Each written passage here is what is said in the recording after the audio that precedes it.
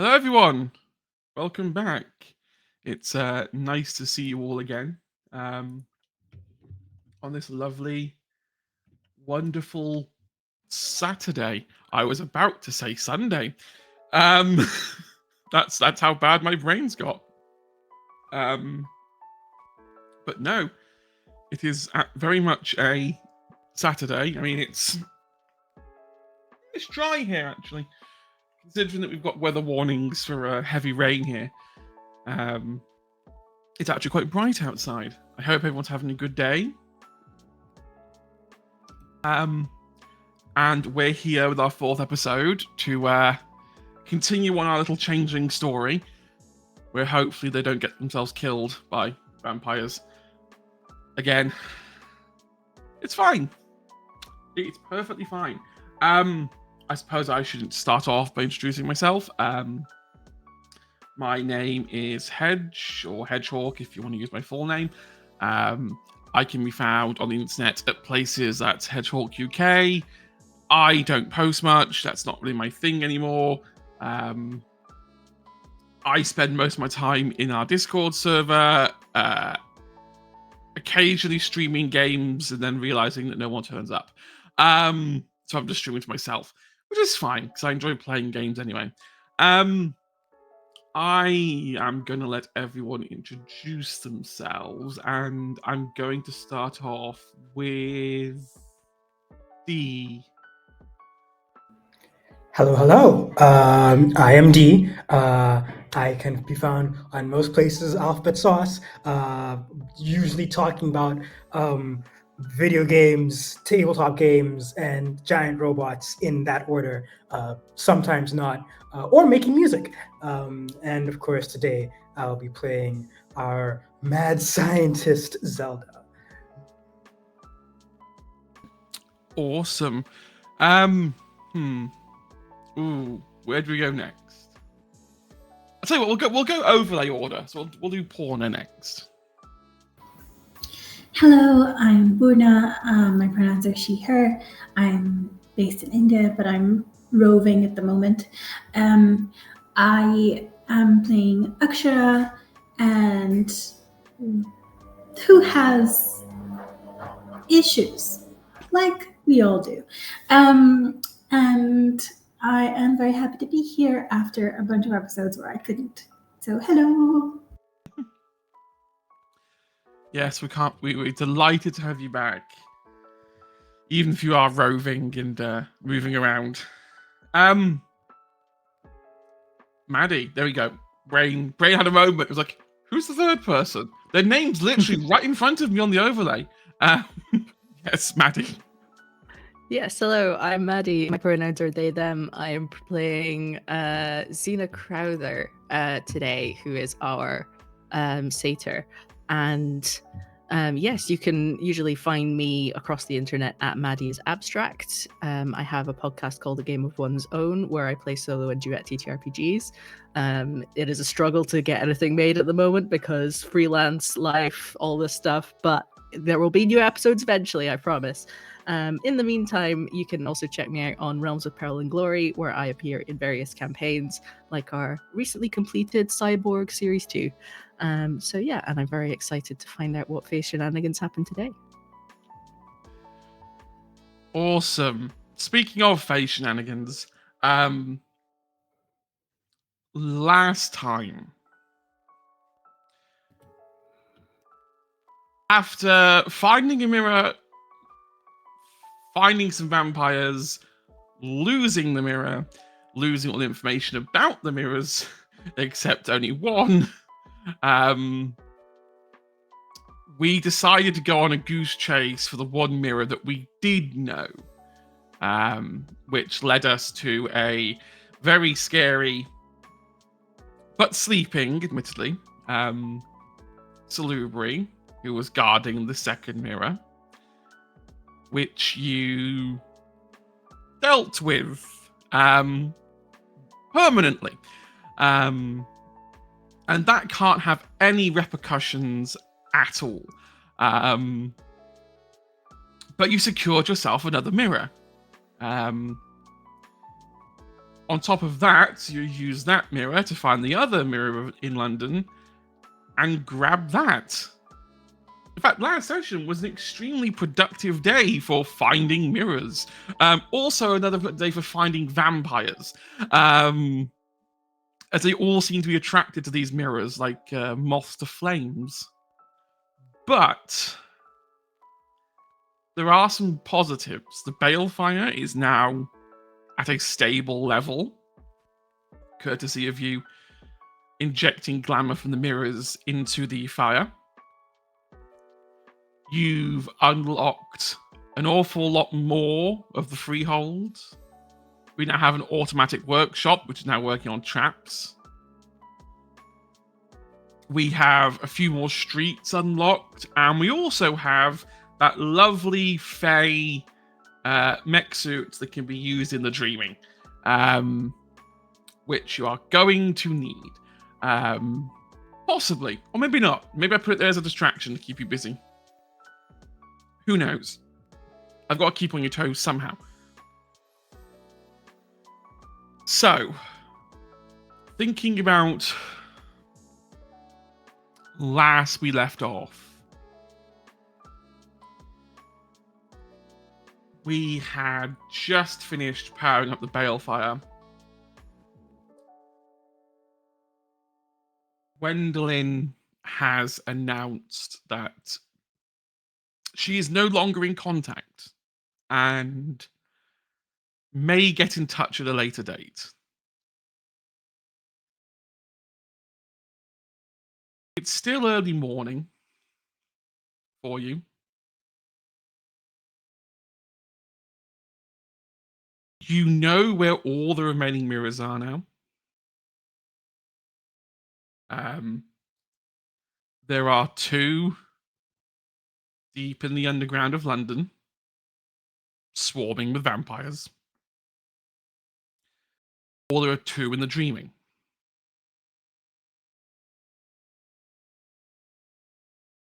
Glamour isn't as glamour is not as pressing as a problem as it was a few days ago, at least for now. The Balefire is secure, it is stable, it's able to resist banality quite well.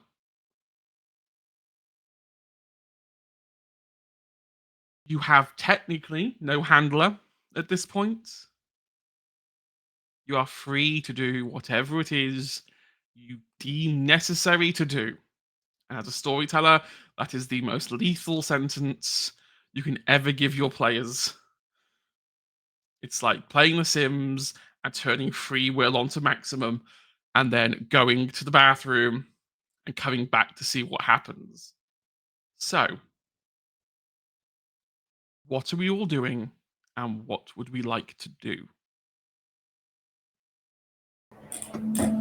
This is a lot of this responsibility you've hoisted on us here. Whew. Normally, getting the mirrors that are not in the dreaming would be the smart option, since vampires cannot easily access them. But the current ones that are currently out are like kind of in dangerous spots right now. Yeah.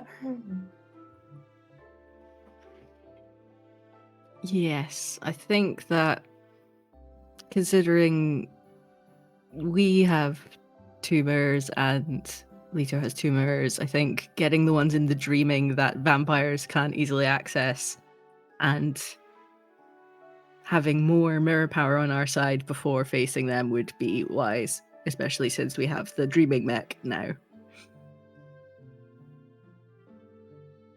I agree, given that I don't know what is going on.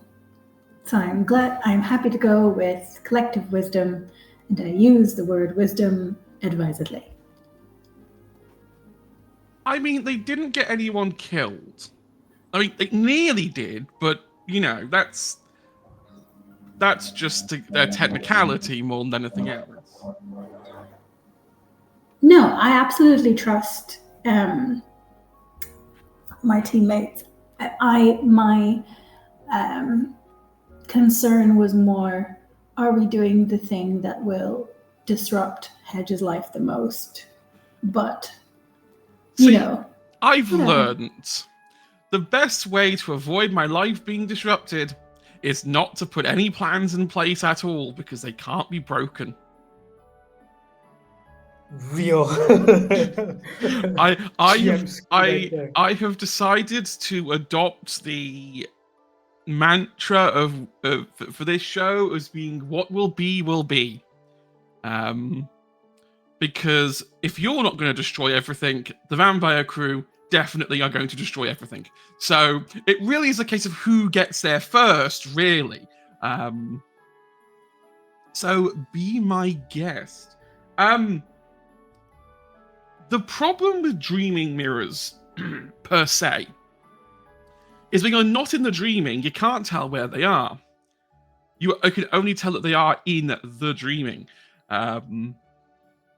You do now have a much bigger door to enter the dreaming now. After all, it needs to be enlarged. It needs to be large. Get that mech suit through. You can see that. You can see that that huge dust ball is now gone. So you can now actually get around parts of the Balefire Tower. And that you now have tiny little, what I would describe as Frobisher Roombas, kind of going around now, just constantly cleaning. I mean, not that cleaning was a massive priority for the Freehold anyway, but I suppose the added benefit of having a stable Balefire is you no longer need to clean.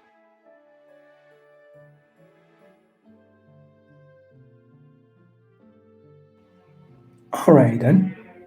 I think Zelda probably wakes up pretty early. Like, I imagine that Zelda is the first one awake because she got up at like 4 or 5 a.m. to inspect the robot and has been there ever since.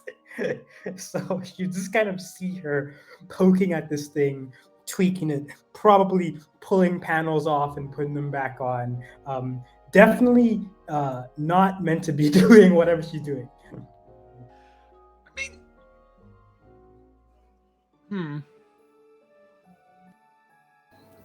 I think I'm gonna be sort of in a half dreaming state, and I'm gonna look around at the mirrors. By the way, can we just are the mirrors just kind of hanging out where we are, or like have we kept them somewhere safe? I think I'm hanging on to them at the moment because Zelda has not proved trustworthy with them. Yeah, no, Zelda can't be trusted to hold a mirror because if Leto gets within about 5 feet, they will just hand the mirrors over. Fair enough. With little resistance. Okay, so I think I'm gonna. So I'm gonna go to the nearest mirror, whether it is a Fey one or not, and I'm gonna just start spouting. Okay, I don't know what's happening. Start spouting mirror poetry, like mirror, mirror on the wall. Why is reality so small? And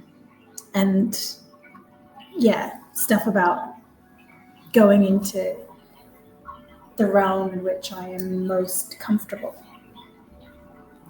Okay. Give me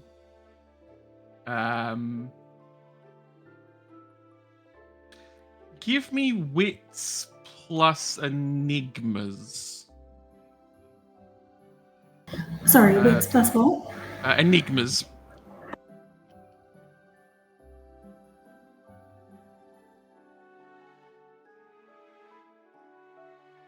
Make it difficulty 8.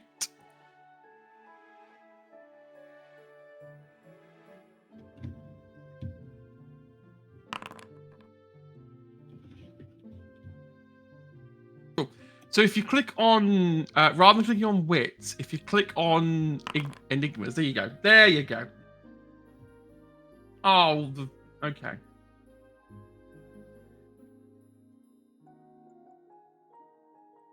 That's a botch. Okay. You let me just double check. I need to double check the rule for botches. I can't remember if it's a botch that gives you nightmare or if it's be wary of assigned difficulty of 10. See botches below. Botches, there we go. If none of the dice show successes and at least one die shows a 1, roll as a botch. In the meantime, while Hedge's deciding my fate, I'm going to continue chanting, "Mirror, mirror over there, could you take me anywhere? Mirror, mirror, bless my dice. May all of my results be nice. Mirror, mirror, I'm with them. Protect my allies from the GM."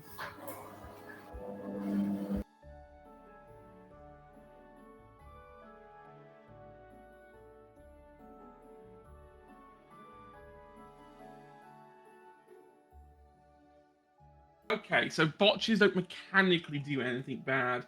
They just, it's if you botch, I think, on nightmare dice, you get a problem. Botches are just really bad failures. They're basically nat ones. Okay. You speak into this mirror. Thankfully, it's not one of the handheld, powerful mirrors. Otherwise, this could have been problematic. This is just a. I'm calling it an IKEA mirror. It's not an IKEA mirror. It's a tall mirror. That's what it is. My brain just thinks, where do I get tall mirrors from? IKEA. As you're spouting all this out, the mirror just cracks. Rude. And then just stops being a mirror and just turns into opaque glass. Like this mirror has just given up on being a mirror. Maybe I'll be a window panel instead. I mean, honestly, you go, girl. It's fine. You do you, mirror. Also,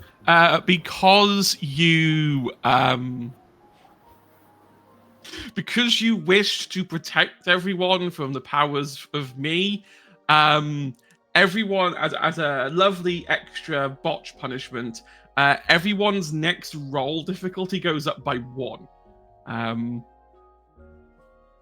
Just a 1.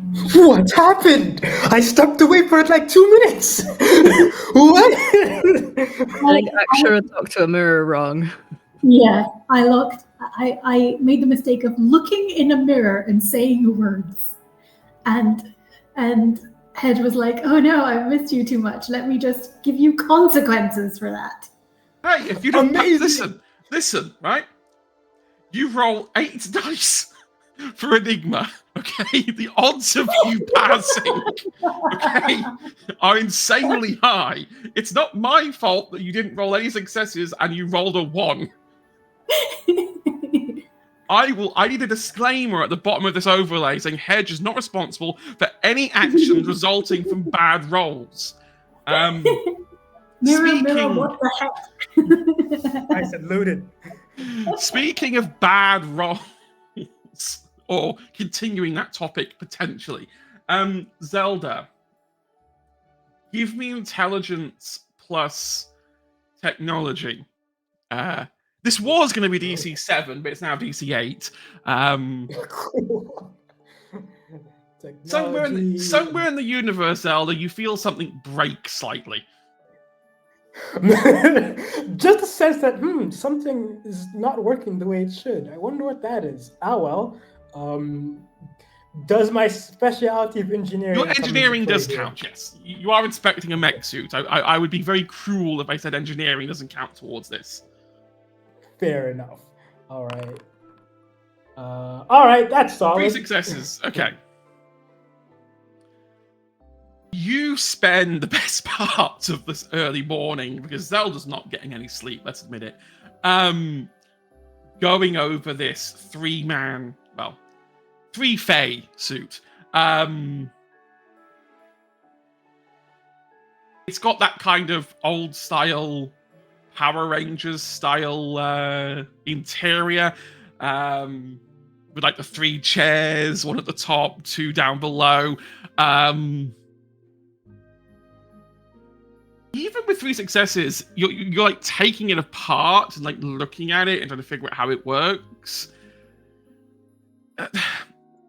You've never seen gears in something like this before, where they don't actually have like rods going through them to hold them. They're just suspended in place. Like,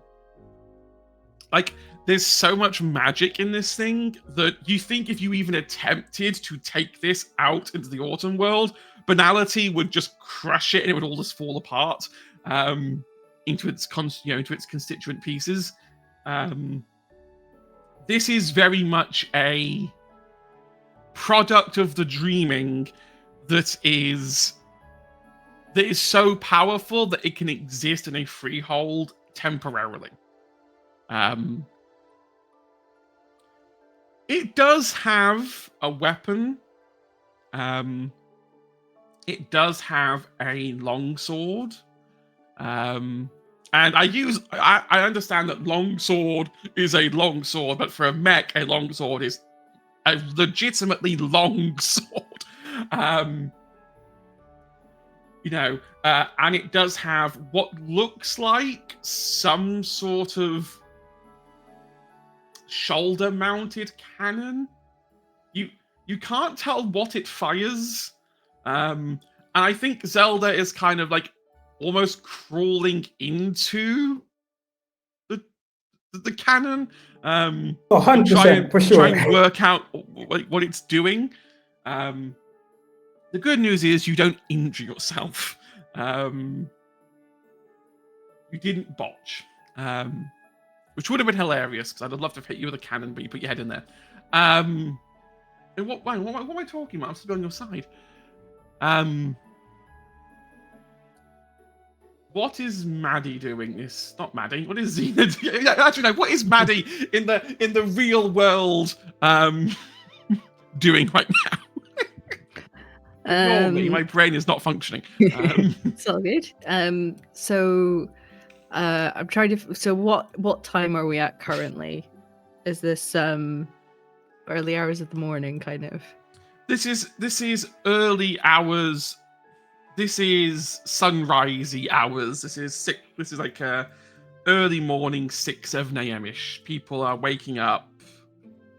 At least you think it is as well. Like in a freehold, time doesn't work the same way as it does outside. You're fairly confident if you went outside, it would be about 7:30 a.m. Cool. I think Zeta is trying to get as much rest as possible because it's been a very grueling couple of days. Yeah. So and there's also something weighing on her mind, which is that as a member of House Lianon, I age rapidly when denied access to fresh mortal glamour. Each week, I don't gain glamour from a dreamer. I age 1 year. So she is hoping that when they spoke to Crow the busker, that's gonna pay dividends sooner rather than later. Otherwise, I'm gonna be aging quite rapidly. # make music faster. Xena's not one for acting like the corporate music type, but # when am I going to get my music? Deadline, and everything else free and easy breezy, but when it comes to creative deadlines, very strict. We have a contract. We didn't sign it, but it's there. Trust.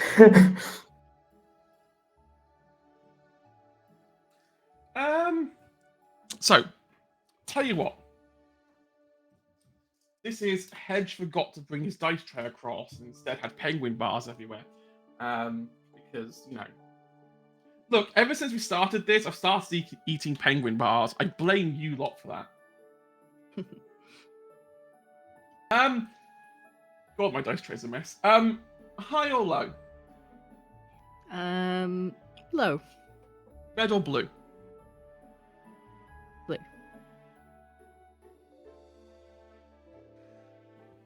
There is no correct answer. Whenever you ask high or low, it's already game over. No, I am a benevolent. I honor the high or low.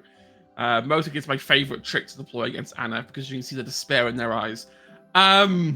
Anyway, I digress. Overnight, about 2 a.m., you've received a text from Crow saying that they have the first draft of their new music track,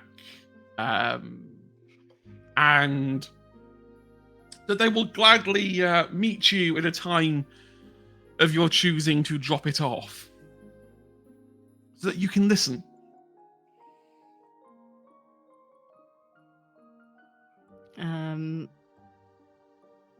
Cool. I'm assuming that they aren't just sending it via link because they want to meet in person and need this as an excuse.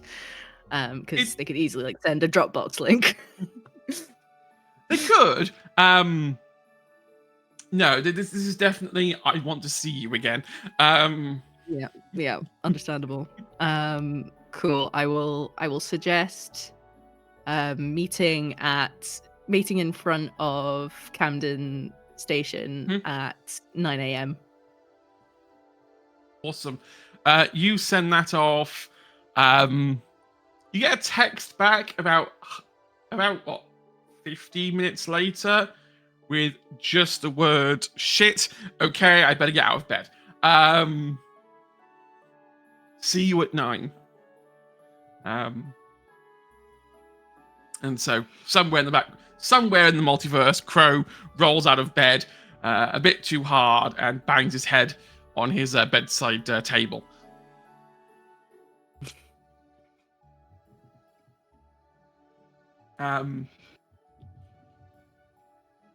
You've got both mirrors on your person, haven't you? The hand mirrors.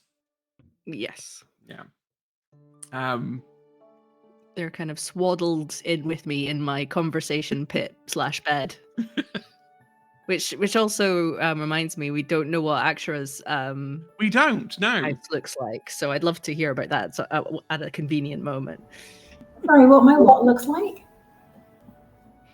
We each have our own customizable houses in the freehold. Oh yeah. Okay. Yes, I will think about this. Have a think, and we'll come back to it. Frobisher doesn't really know what's going on.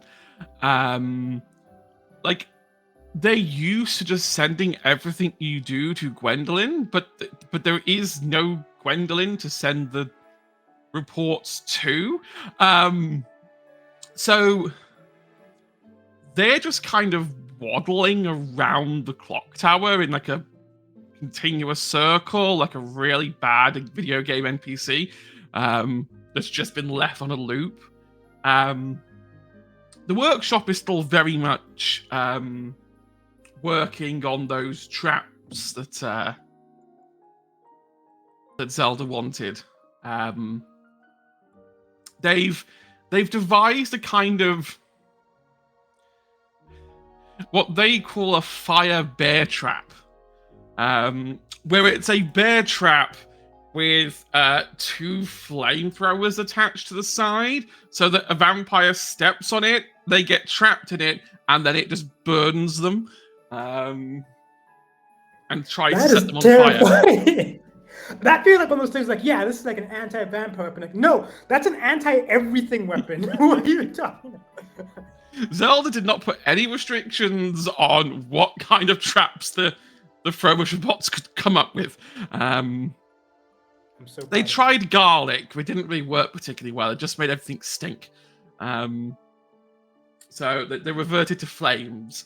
That's the closest. I mean, to be fair, they also did try making actual sunlight, which does mean at some point in the middle of the night, they did try to create nuclear fusion. Which, you know, for a bunch of Frobisher bots, they're not the best at it. I think there's just like a minor flash in the night, and then just lots of dead Frobisher bots. Which is probably why the Roombas are out at the moment, cleaning up some of the mess still. I'm going to say that we jump forward a little bit, and we'll go see Crow. Screw it. Let's go get Xena some glamour. You can arrive at Camden Station easily enough. Crow is there. You're pretty sure wearing the exact same clothes as he was a couple days ago. And he's just sort of like sitting on a nearby bench with his like guitar case, like leaning up against the top. Kind of like he hasn't noticed you, but you sort of see he's like tapping his like legs, like he's kind of nervous. I will kind of call across from a distance so that I don't kind of come up close and startle him. Like, hey, Crow, it's me. Hello, hi. It's really good to see you. You too. How have you been getting on? I've been getting on all right. It's taken a bit. Even though I was inspired, it was difficult to come up with the specifics of what I wanted. But I have it. You see that he like trifles to his bag and pulls out. Bear in mind that the year is 2027. He pulls out a burnt compact disc.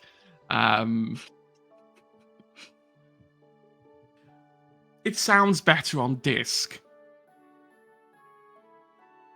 Okay. Oh my god, it made you a mixtape. I was going to do vinyl, but I don't have a vinyl writer. Okay. I mean, I do have a record player, but I do not have a CD player. I mean, I can get one pretty easily. It's not a problem. But yeah. Would you like me to listen to it now and give feedback, or would you like me to go away and listen to it and like message you or call you? No. Please, in your own time. It's not a thing to be rushed. Just let me know what you think about it. Cool. You have to be in the right kind of mood to understand it. You have to be quite relaxed and chill. If you're all tense, it just won't make any sense. All right. Interesting. Okay. Yeah. Well, thank you so much for trusting me with this. This is, yeah, I can tell this means a lot to you. So, I'm glad that I could help and sort of help with sort of writer's block or anything. It's fine. It feels good to make music again after the past couple months. Yeah, have you been having a tough time? I mean, I don't want to pry if it's personal and you don't want to talk about it, but sometimes talking about these kinds of things helps. No, it's not like a tough time per se. It's just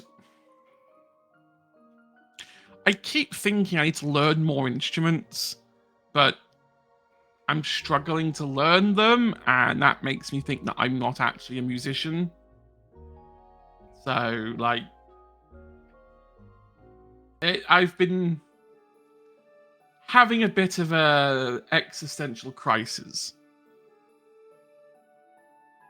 Yeah, I can understand that.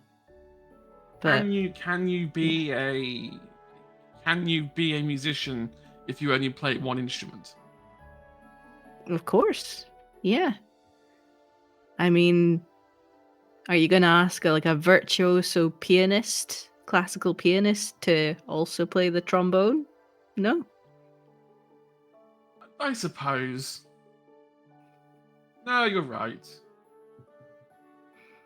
I mean, being a multi-instrumentalist is a cool skill to have, but that's what bands are for. You can't play 5 instruments at the same time.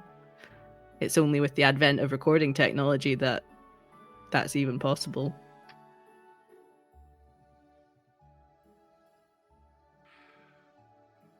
I suppose you're right.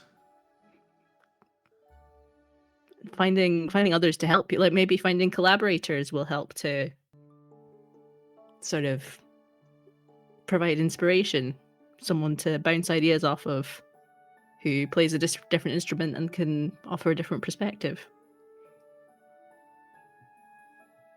Almost like forming a band, almost. Yeah. It's just a suggestion. If it's not something that if you prefer to be solo, then that's absolutely your right. But I don't know, just it helps me when I'm feeling a bit stuck to just kind of even just have someone else as a sounding board. They don't even necessarily need to be directly involved in what I'm doing. Just someone to kind of go, just, yeah, be someone to listen. And often when you express it to someone else, the ideas kind of come naturally because of the process of explaining it. No, I get that. I get that. Okay.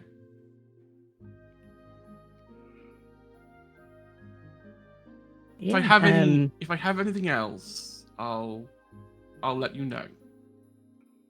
Great. Yeah.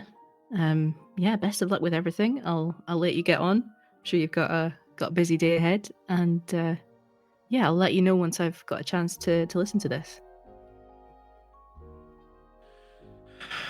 I can't wait to hear what you think. Do you have a CD player on you? I mean,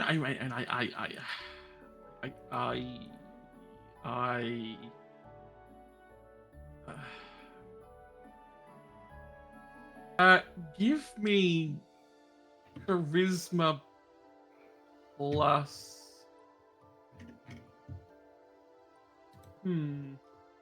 etiquette. Difficulty 6. Okay.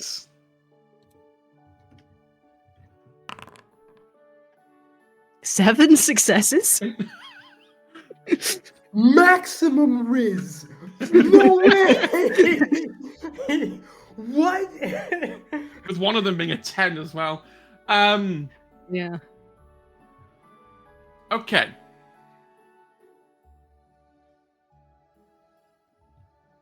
I mean, I technically... I suppose you're right.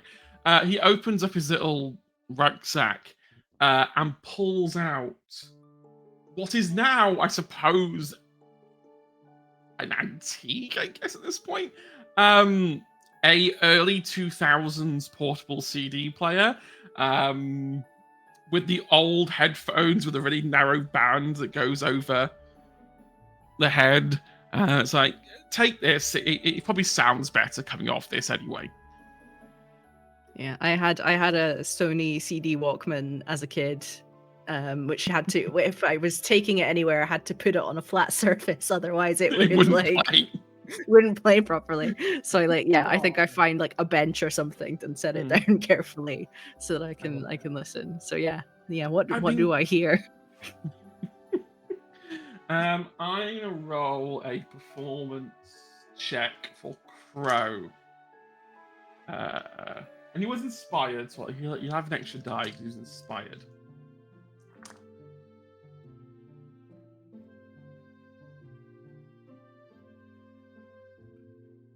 Crow, that's not bad.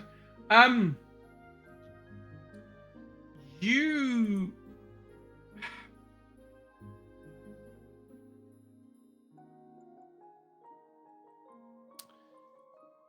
This actually is not a bad music track. It is not... It's very clear that he is not a technical musician. He has not had any technical education how music should be structured or composed. This is very freestyle guitar with lyrics that are okay but are never going to reach number one. But you can sense the passion and the creativity in there. He's having a lot of fun with this more than it is like. It's more about enjoying making the song than it was about it being a particularly good song. Which you can sort of connect with and understand.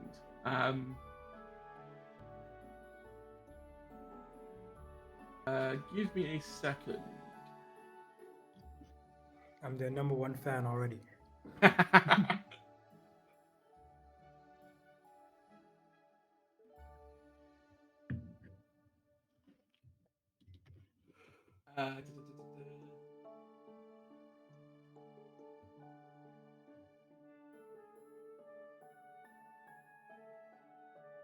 Okay, so I need you to roll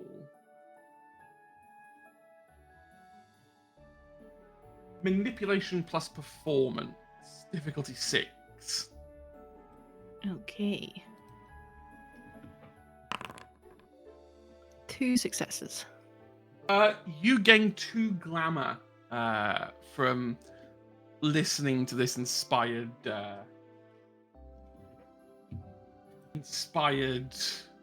piece of music. In your case, that fills your temporary track back up again to max, doesn't it? Because I think you already spent 1, haven't you? Yes. So now you've got enough to go over, so you now, I believe, gain another dot in glamour, but then knock your temporary glamour down to... Actually, I think just gain it. No, I think just gain it outright. You gain 6, then 6 becomes your new full. So you add another temporary on. Oh, great. There you go. Amazing. So, and you don't age a year. Yes. That is a bonus. I need to, if I'm gaining glamour from Reverie, I need to have 5 in order to reverse age a year. But if I gain 1 by ravaging, then I reverse age a year with just 1. But I'm not gonna ravage because this guy seems okay. If it was terrible, I was gonna ravage him and just feel like you're never gonna make music good again. music, so what's the point? But if it's fine, if it's okay and he seems like he's having a nice time, then that would be a shame, and he can probably be a consistent source of glamour for me. So it's your lucky day, Crow. You're not being drained of all your glamour today. Oh, poor guy. No. Do you want to keep the CD and the music player, or are you going to hand them back? I'm going to hand the CD player back and say, can I keep the CD? Yeah. I've got the master file at home. I can just print more. Nice, amazing. Yeah, thank you so much. Yeah, I'll need to get a CD player. So if more come my way, I'll be able to play it myself. It's not bad. No, it's great. I can really tell that you're enjoying yourself, and that's the main thing. That's what makes me happy when I listen to music, if someone's enjoyed making it. Awesome. I have to start practicing to get better at it. And you sort of see like untakes, slide his backpack off his shoulder onto the ground, opens his guitar case, and just pulls out his guitar, and just starts like playing that song, and just starts performing it there and then.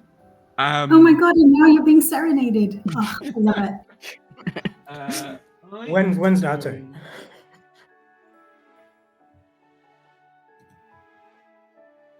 And before he starts playing in the background, for whatever reason that you don't necessarily, well, he doesn't know, Akshara makes time after time playing.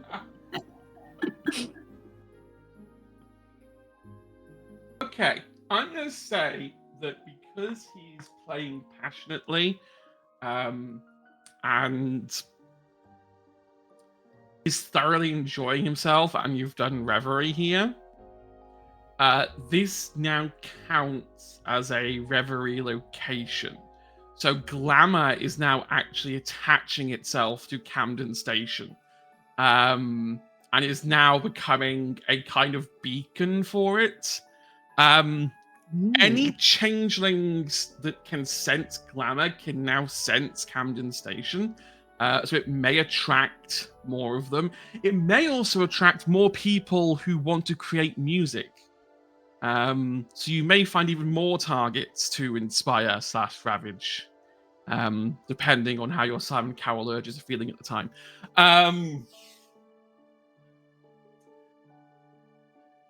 As a result, however, ravaging in here is now an illegal action. Not that there's anyone to enforce it, because there's no authority left in London anymore. But these places are considered... They're not as sacred as glades, but they're kind of down that kind of track. It also means that there's now a permanent source of glamour even in the night, which may have other consequences. But yeah, like you can like sense it, you can feel, I mean, you can see it. Just this kind of sparkly, pinky purple dust kind of like settling over Camden Station. Everything around it just looks a little brighter. It's almost like someone's like increased the color saturation ever so slightly. As he's just happily bellowing his song. Nice. I've created a glamour Pokestop in Pokemon Go. A glamour Pokestop. That's perfect.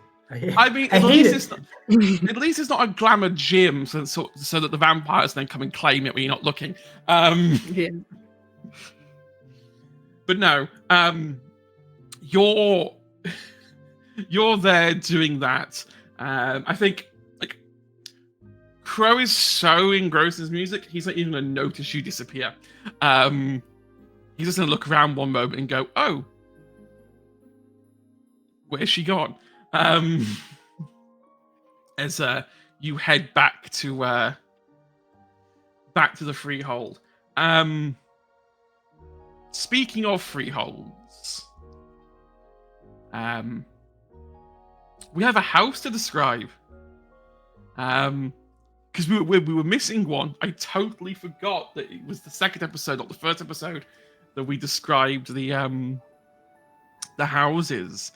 So I think we said that Ashura has was it the middle one we said? Sure. I want to say it was the middle house between Zelda and Xena. Sounds good. They're very narrow, but very long townhouses. There's already one slightly non-functioning mirror in this house. What does the rest of it look like? I think So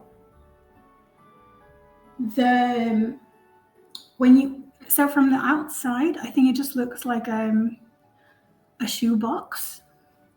From the inside, you enter and you're sort of, well, if you are the type to get discombobulated, then you do, because when you enter into the inside of the house, it looks like you're stepping into a courtyard, and there's like the floor is cobblestone. There's fairy lights that are going like crisscross along the ceiling. The ceiling, if you pay attention to it, looks like the night sky, but it's just permanently good weather. If you enter any room, there's no, it doesn't look like there's any lighting aside from the fairy lights, but when you enter any room, there's like two braziers on either side. And when you enter any room, depending on if you are a friend or foe, there's like a flaming like that goes up from the braziers when you enter the room, sort of announcing your arrival. If you are a friend, it will be a golden flame. If you are not a friend, it will glow red for obvious reasons. And also, if you like, every time I enter my own place, there is a small temporary tattoo that forms on my hand, and it's kind of like that day's club stamp. So anyone who enters who I have invited in has that little temporary tattoo appear on the top of their hand as well, or like on their wrist, really, almost like a bracelet, but basically so that if anyone is and like a lot of currency notes, there's some special sparkly thing which can only be generated by that spell. So if someone's trying to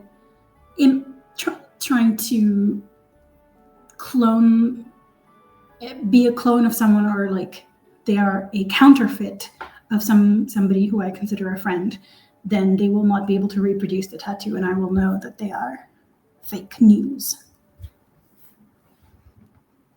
There is also, because I just thought of this, a random cappuccino fountain in the corner.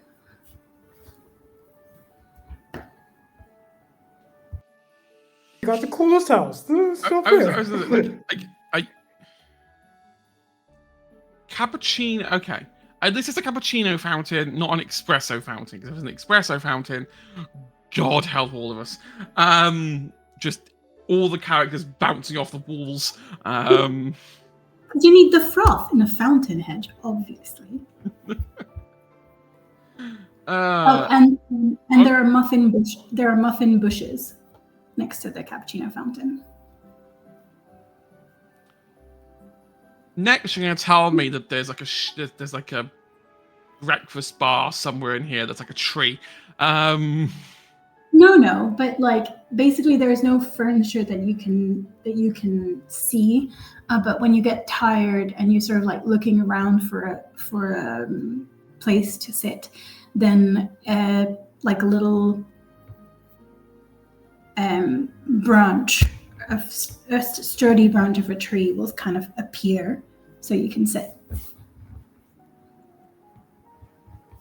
So no breakfast bar, but there is a sofa tree, okay. I guess. Oh, that is wonderful. You are disturbed in your wonderful home by because you're not immune from Frobish's attempts to wake everyone up. The standard wake up routine involves a gong outside to wake everyone up. If that doesn't work, he tends to stand outside the doorway with a gong. If that doesn't work, he walks inside and starts hitting the gong. And if that doesn't work, in the case of Zelda and Xena, actually, I think both of them have been subjected to this treatment because they've both refused to get up at one point. It just involves a penguin getting on top of them while hitting a gong until they wake up. So for my house, because Akshara is used to, so instead of having a sound machine in their part of the Fey realm, they just kind of have a thunderstorm over their house every night. So is used to the idea of sleeping through a thunderstorm.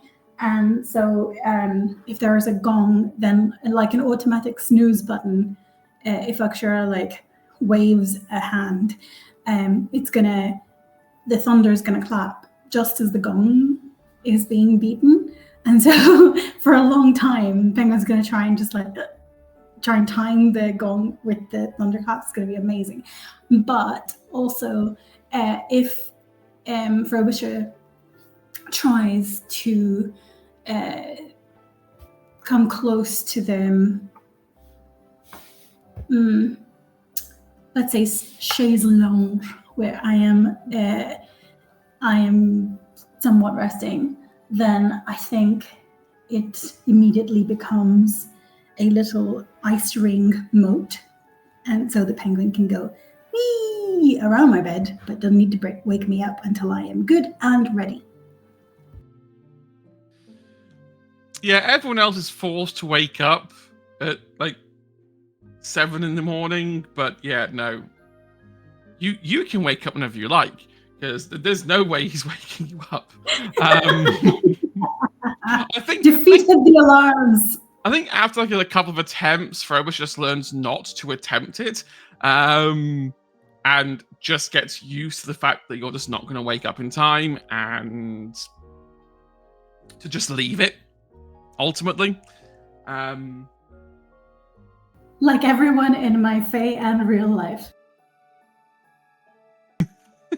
Hitting so close to home. Why? You're up. You're enjoying your wonderful home. You can see out in the distance that Zelda is tampering / improving / examining this Fey mech suit, and is nearly crawling inside the cannon. Frobisher is just looping around the clock tower now, waiting for a command, and Xena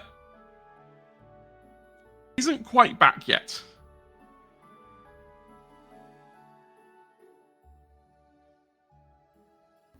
Okay, so I guess I will make myself and the others a coffee how they like it, and will step out completely unperturbed by time passing, and will look for Dee and Maddie's character names, which I have temporarily forgotten, and then just go to them. And I don't see Xena, I think, but I go and I offer you a cappuccino. Zelda, it takes a moment for Zelda to even realize you're there, as she is like partway into the cannon, until eventually she kind of pops out, sees you there at the cappuccino, and it's like, you're an absolute angel, and I never told you that. That's not necessarily the word people normally use, but I'll take it. I grab a cup of coffee and gesture up at the robot. For your reference, this robot, it looks kind of like a science fantasy knight, effectively, there's the weird magic cannon things on its shoulders. It's got like a big sword somewhere. Its armor looks somewhere between sci-fi nonsense and knight armor. It has a big billowing cape, but when you look at it closely, the cape looks like it's made of solar panels. It's very strange, extremely magical. As Zelda then goes on to explain how it's not magical enough. She's like, marvelous engineering. It's beyond comprehension. Do you guys see all the parts that are going on here? It's got a DAC system in the back here, although I can't quite figure out how to interact with it. Oh, hydraulics! And she just goes on and on and on until you actually stop her. She will keep talking.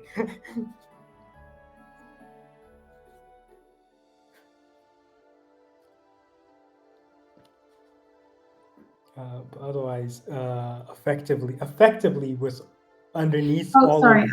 I was on mute. Okay, you're all good. I was like, the only point at which Akshara will interrupt your enthusiasm will be to. So, if you had taken note, I doubt you would have, but if you had taken note at the start, when Akshara walked up to you, she was wearing like a sort of short top that looks like a Greek, like if you're cosplaying as an ancient Greek, and with like black tights that people have strong feelings about whether they're pants or not, and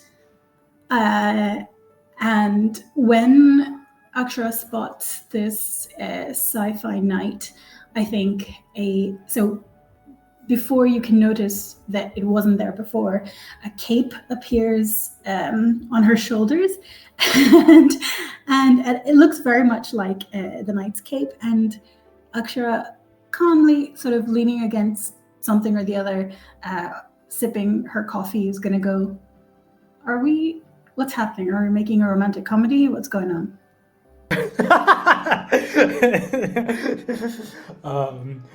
Zelda stops and is like, have I ever watched a romantic comedy? Minor existential crisis. Like, no.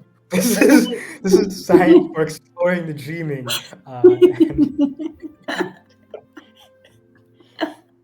I think even if you haven't watched one fully, you might have seen promos and like vaguely know the idea. And then sort of, you wouldn't necessarily pick up on the trope that matching outfits mean that they're going to end up together or whatever. But yeah, so if you look entirely nonplussed, then the cape will disappear. Oh no! I think Zelda probably knows it just as it disappears, because that is just how little attention she pays to people. As it's going away, she's like, wait a Well, I mean, I don't want to be wearing the same thing as another person. It's embarrassing. No. You get it. You see the aesthetic vision. It's amazing. How did you do that? What gadget do you have in your outfit that does this? Style, I believe it's called. I don't know. I've always had it. It really annoyed my sisters, but it is what it is. And then so Akshara will sort of scrunch up the used coffee cup in her hand, and it disappears into hopefully the dreaming version of recycling, and then sort of like, what's it called? Not claps her hands exactly, but like where you make as if you are. Why am I forgetting words? Like when you clean the crumbs off your hand, and then you just sort of like, right. Yeah. I strongly feel that this day is not dramatic enough. What are we doing? Wow. Where is Xena? Because like her coffee is sitting on a nearby surface, getting cold. Xena went somewhere. don't know if they mentioned where. I wasn't paying attention. Oh, I'm sure they'll yeah. be back. Hmm. But upon return, we have a few more of those mystical mirrors to locate, and we know that 2 of them are off in the dreaming. I would like to acquire them before they. I don't know. I don't know what happens in the dreaming. I'd rather not let someone else get their hands on them. I think that makes a lot of sense. But also, if these mirrors are not going to have any sense of poetry or artistry, honestly, I don't know if I want to find them. It's true, their sense of aesthetics is lacking, and there are no moving parts for me to take apart and examine more thoroughly. But it is imperative that we get them before our enemies and acquire them. So, unfortunately, it is what it is. It is what it is an excellent concept to describe mirrors and what they reflect. But surely, even if you cannot take mirrors apart, I seem to remember something from mundane, whatever they're called. I'm reading too many fantasy books at the moment. Mundane school, where aren't they? I forget the chemical makeup of mirrors, but surely something can be done to satisfy your technical curiosity. Something to do with silver, was it? Many very old mirrors are made out of silver. I don't think modern ones tend to as much. But you might be onto something. If they're effectively just some kind of chimeric metal, they can be examined the same way I would any other. I wonder if they're electroplated. Yeah, exactly. If they're electroplated, or if... Do you happen to know of any... do you happen to have any glass-blowing equipment? I do not, but I'm sure I can make some. There's things in this facility. You kind of look a little ways away from the mech suit to the workshop that probably has bits and pieces of furbisher bots here and there that now Zelda's noticing and being like, hang on, what happened here? I'm sure I can put something together. I mean, so most mirrors today are made by heating aluminum in a vacuum. So if we put hunky sci-fi guy in a vacuum and heat him up, which I can do nothing to help, obviously, maybe he'll just be made of mirrors and lead us to the others. I recognize that this is nothing to do with what Hedge was going to say, but I delight in doing that to him. This sounds like an excellent plan with no flaws. I'll ask Xena immediately if I can plate the mechanical warrior in mirrors.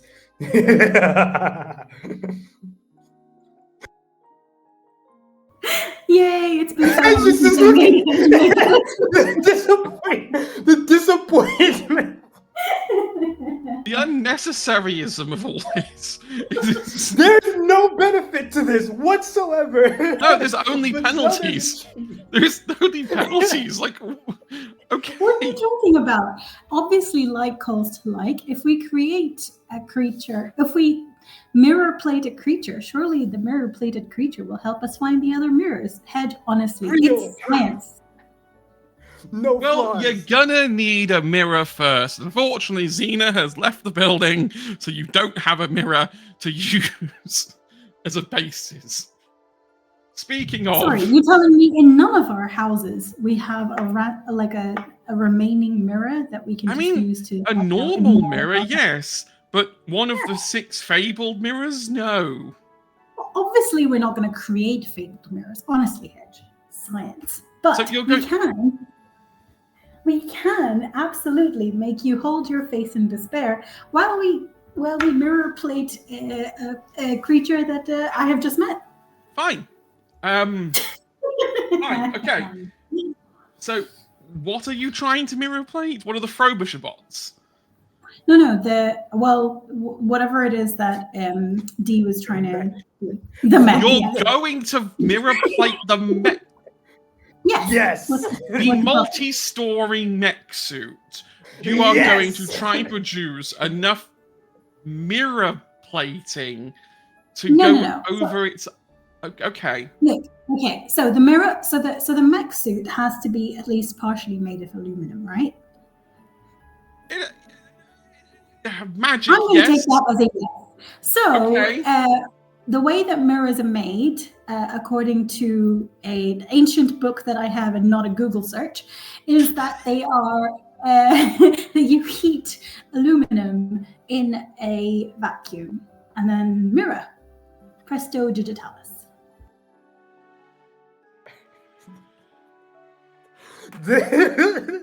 This sounds like it shouldn't work. It shouldn't. But we're in a freehold, which technically is connected to the dreaming. Okay. While you wait for Xena to get back, you can replace every aluminium component on the chassis of this mech suit and replace it with a mirror. You now. I would like to say that if we really, just to see Hedge's expression, I'm going to turn to Z and be like, do you know what? You know those like glam mirrors with the little bulbs around them that people use for like, you know, getting ready for a show? I mean, I'm sure the fairy lights from my house would be useful. Just to see Z's, I mean, Z, you can stop me if you like. I don't mind. But just wanted to see Hedge's reaction to be like, wow, so glad you're back. We're putting fairy lights around the mech suit now. Well, we don't have to, but you know, like sometimes you don't do things because you have to. You do things for the aesthetic. As a minimalist, okay.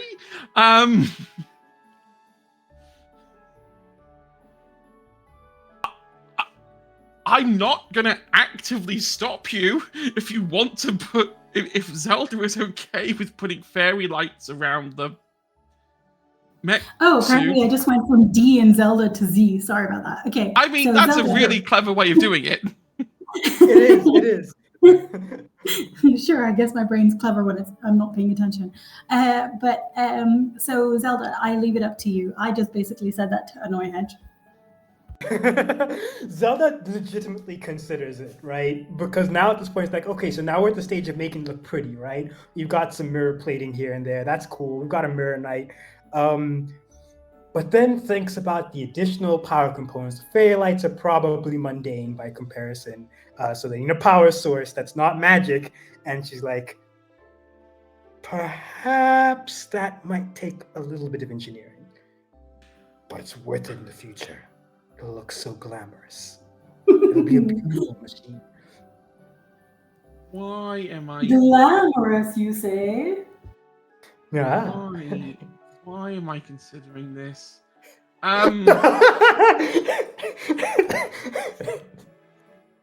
Zelda, give me intelligence plus enigmas. DC yeah, this 7. is an enigma.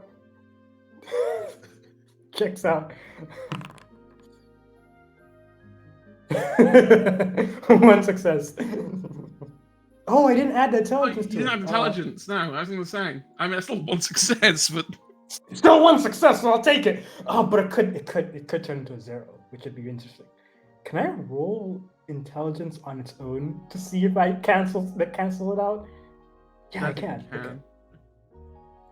Give it a go. Okay, if I get any 1s, then that'd be bad. No 1s, so it's okay. Okay, 3 successes all in all.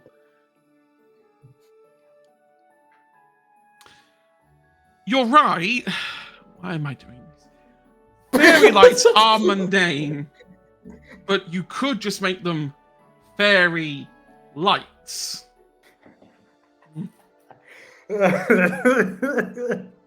I mean, you are going to the dreaming. It is entirely possible to have lights powered by fairies. Fairy lights, every morning you greet me. Why am I singing this song beneath your hedge's expression? So you can have fairy lights if you really want non-powered. Yeah. Welcome to my version of hell, where everything is pretty. Everything. Surely, with all the time we spent, truly turned this machine into a very beautiful abomination. This is probably enough time that if Xena's returning, that they'd make it back. Yes, Xena is coming back just as you finish, if you want to, hanging your new fairy lights. Yes! Yes! I'm just like, excuse me, what's happening? Science. You want to come? Okay. I thought I was a wild child, but And then really, like, so Akshar's gonna like bounce up to Xena and go like, gonna give you a fresh cappuccino and also be like, here, and like just length of wire that has no apparent purpose, and then bounce back to Zelda to see what else Akshara can kind of appear to be helping with. cool. Thank you. Great. Is this going to be useful for the dreaming? Oh no, but it looks fantastic. Do you like the new appearance of the Mirror Knight? Yeah, the Mirror Knight is a good name, actually. I will concede that. I like it might be a good like drag name or like a good band name as well. Exactly. Ah, you're on something. Music that makes you reflect. My gosh! But it only seems fitting in our search for mirrors that our own machine be mirror adjacent. Perhaps with how much the dreaming seems to care about thoughts and feelings, it may provide an advantage. And if not, it looks pretty. That was my thinking precisely. Cool. Okay. Well, I'm glamored up, so I've got some extra juice to spend in the dreaming if we need it. Love it. Do you need any help kind of foraging for glamour, or are you all good? Akshara looks at Zelda because Akshara is not in charge of this process, is just causing chaos. Zelda probably like comes down from like some weird like shoddy crane looking thing effectively to actually get higher up to do things, and says, my glamour reserves are not excellent. That storm shroud ability took a lot out of me, but I can more or less function. Okay, I'm just concerned if we go into the dreaming half-cocked, as it were, things might not go amazingly. But if you're confident and if you've got enough power to do the basics, then I'll trust you in this one. Akshara, how are you looking? Good question. Out of game, dear GM, how do I tell? Oh, like as in, can you see how much glamour I've got? I can't tell if that's enough or not. Really. Allow me to look at your character sheet. I've just cleaned my glasses while you were talking. I think you should. Oh, the sheet is locked. I believe you should have one more glamour. Okay. So I will. There you go. You are fine on glamour. Okay, I am fine on glamour, says Akshara to Xena. Excellent. Okay.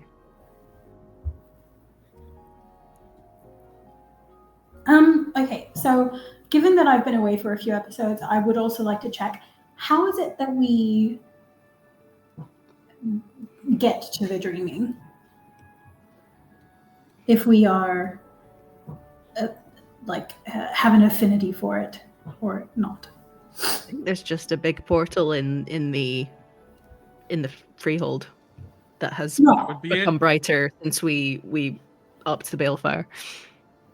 Okay, got it. Cool. There's a big door. Okay. A big Great. mech-sized shaped door. Sounds good.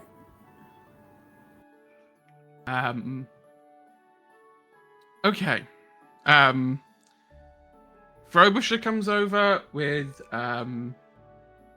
your umbrellas. To make sure you take them with you. Because umbrellas are important.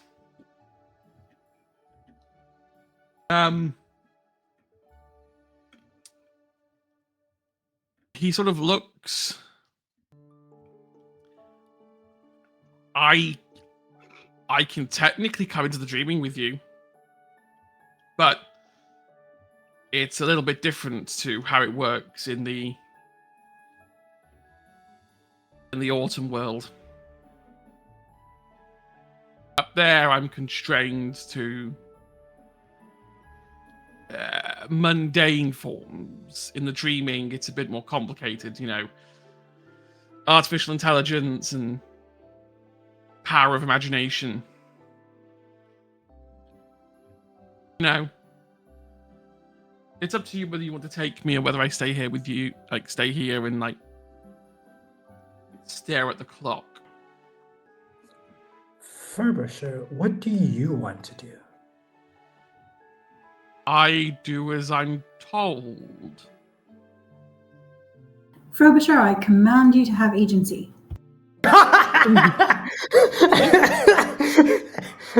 You can see that there's this kind of like logic error as it tries to understand being told to think for itself. And you start to see steam come out of Frobisher's ears. Oh no. As it keeps trying to process the request. Frobisher, stop that. Steam is for Xena. I could have written about 5 different essays on this topic when I was at university. This is fascinating. It's okay. I had a panic attack. I heard thunder. Oh, like shit, it's thundering outside. I want to go hide under my desk right now, but I'm on camera, so I can't. So eventually Frobisher calms down. And just sort of goes, okay?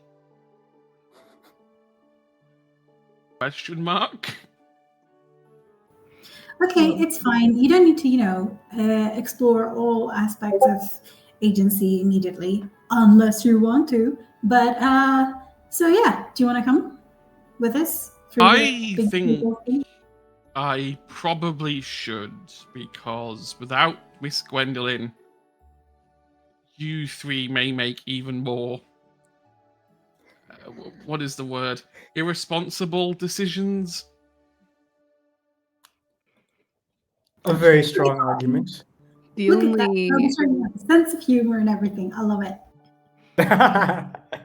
The only thing that I would add to this consideration is we've got the vampire who we met yesterday tailing us. Oh, yeah.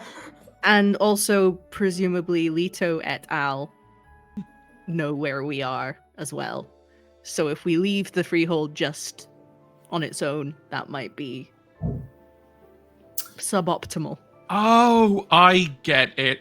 And you sort of see that Frobisher like claps his flippers, and you see the Frobisher bots from the workshop start carrying out the flying bear traps they've made, and just start like opening them up near the front door. one moment, and you see it's like he appears to be downloading something, and analyzing things. And he's like, okay, I will stay here. I have downloaded all of the Home Alone movies and have worked out how to defend while you're gone. Who needs Art of War, I say? No, no, it's fine. I'm gonna go get the flour. And you'll see, like, goes off to the pantry to go get some flour. So yeah, fun fact, if the vampires do decide to open it next episode, Lito's probably gonna get a flour straight to the face. Or trying to get burnt. But no. And I want to see a movie poster with an AI penguin just going. Poor Frobisher. I need to come up with a. The Frobishers try to shave and go. You're a robot, Frobisher. You can't shave. Well, technically, neither could Kevin McAllister. Didn't stop him. That is very true. Okay, you are. Frobisher is getting ready to look after the place while you're gone. Can I? So sorry. What time of year is it in the mortal world? It's in the autumn world. It is autumn, i.e., October. Amazing. So, what I would suggest is have the Frobishers also put out like Halloween decorations just outside the door, like a blow up cartoony vampire, and little lanterns and like a bowl of candy or whatever, and then just sort of make it less likely that vampires are actually going to walk up. I'm trying to think. I haven't got the vampire game open because there's actually a calendar on that version of the game. I want to say it's around October 18th. Love it.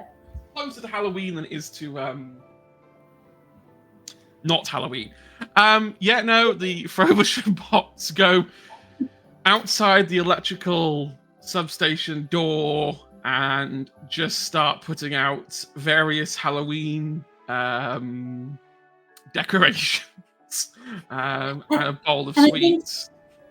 I think if they're gonna move around, they should have like a broomstick kind of thing protruding off out of their heads with a little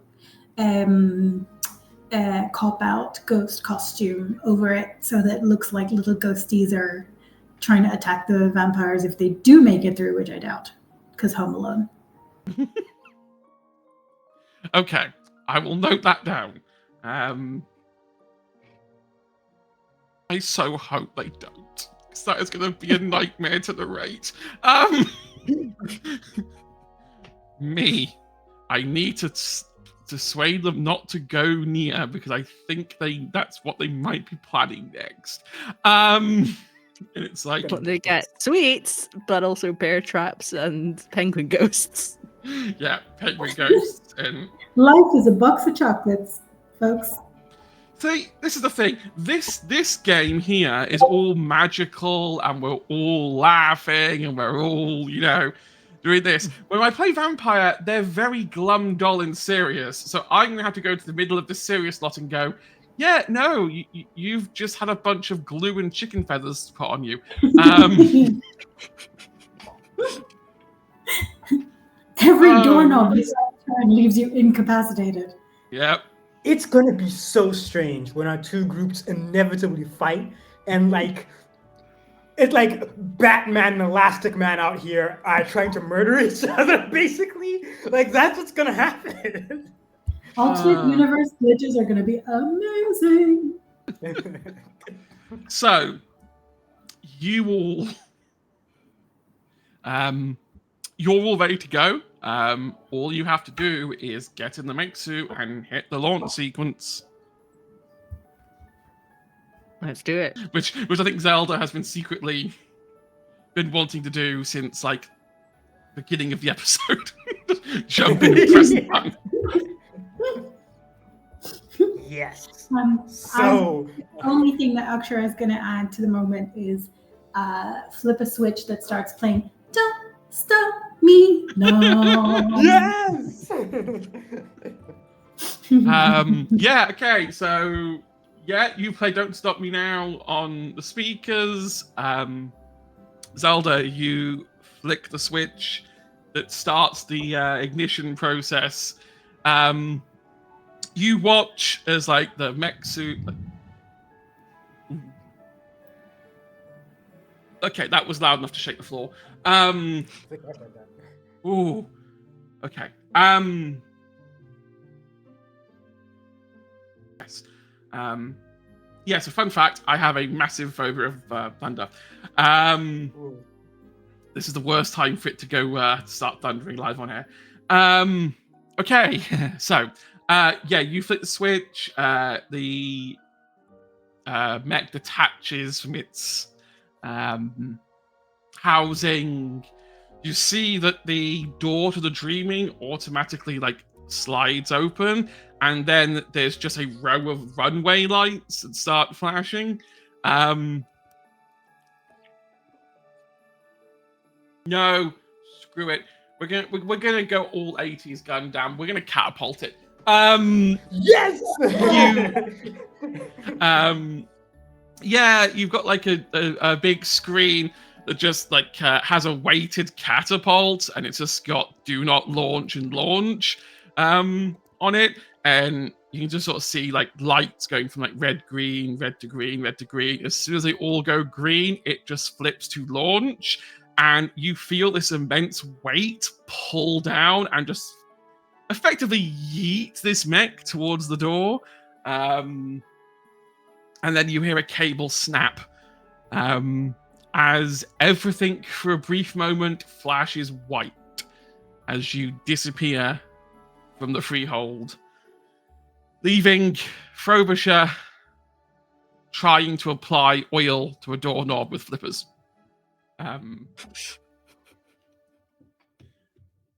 This is where we're going to take a quick break. Yeah. We will be 5 to 10 minutes where we'll get ourselves recomposed and I go to the toilet quickly. Yeah, get up, fill your bottles up, have a stretch, get those arms moving.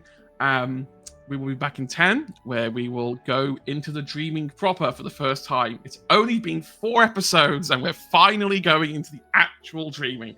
It should have happened in episode 2, but it didn't. Yeah, finally getting there. So we will see you in a minute. Bye.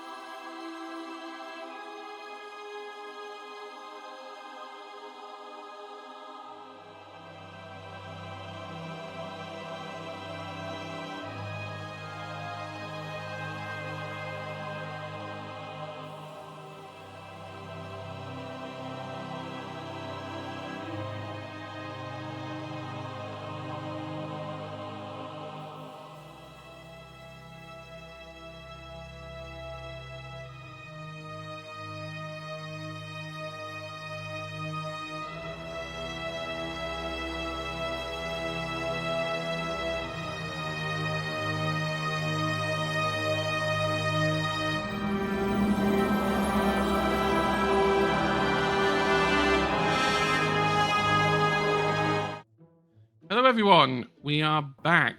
Hello. Maddie isn't feeling too well, so has had to leave us. But we will carry on for a little bit, do a little bit more, and then carry on.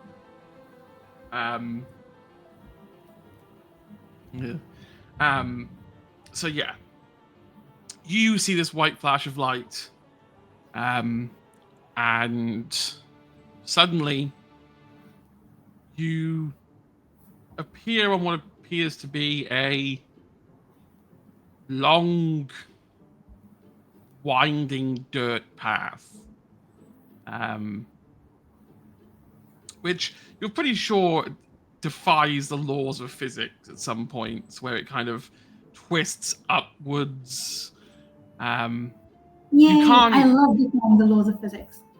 You can't Real. focus on like surroundings. You can just sort of see the path and like bits of grass are coming off it a little bit.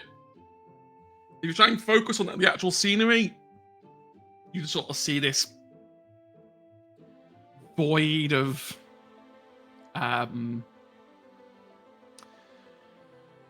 pink and purpley, almost glamour-like energy. These are the trods, the paths that connect every freehold to each other and to the dreaming. Time stops while you're here. So while it might take you 1.5 years to follow a trod to say from here to a freehold in Los Angeles, it can only really be a couple seconds on their end. Almost like fast travel, but not so fast. But there's also breaches here that allow you to enter the dreaming. Your mech suit comes equipped with a navigator so that you can see which way is the most efficient. Nice. So you can get into the dreaming pretty easily. In terms of threats on the trods, there's no... It's not uncommon to have a chimerical encounter, but they're not that dangerous and they're not that common. It's more of a beware it could happen than it is likely to happen. D, roll me just a 1d10. A 1d10 as is. Alrighty, give me a moment. Up, not that. Hold on a second. That's a thing I can do, right? Just slash So, roll. if you, on the chat messages, if there's that little d10 next to public roll, Ah, you click that, just click 1 die. perfect. Ignore the difficulty. Cool. 2. 2. You are able to successfully navigate through here without encountering any real problems. The big problem here is more you learning how this mech suit actually works. It takes some time for you to realize that all 3 of you are required. So one of you controls the like forward and side thrusters, while one of you controls the weapons, and one of you controls like the scanners and like all the information that's coming in. What seat would Zelda be taking, do we think? Probably the forward and side controls. Just kind of thinking general movements. Yeah, I got that. Weapons, actually. So essentially, you've got pilot, engineering, and science. So that is kind of the 2, like the 3 kind of roles. If we're going to like really simplify it,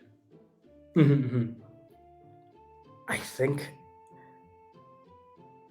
no one else can drive. I'm taking the pilot seat. This is a little more complicated than a car, but like whatever.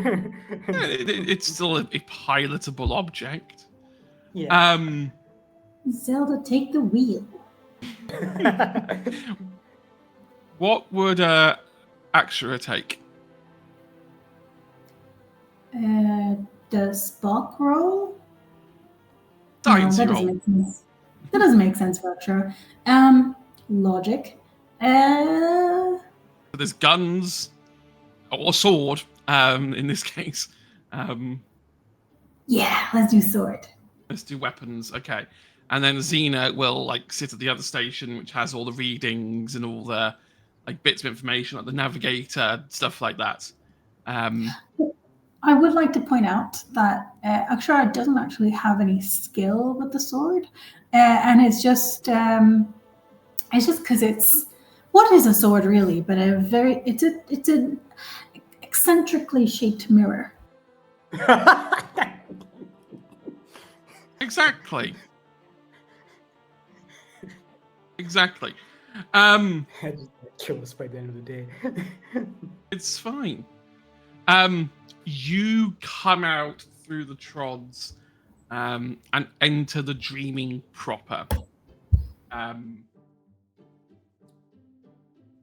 What you are looking at when you come out is in another white flash.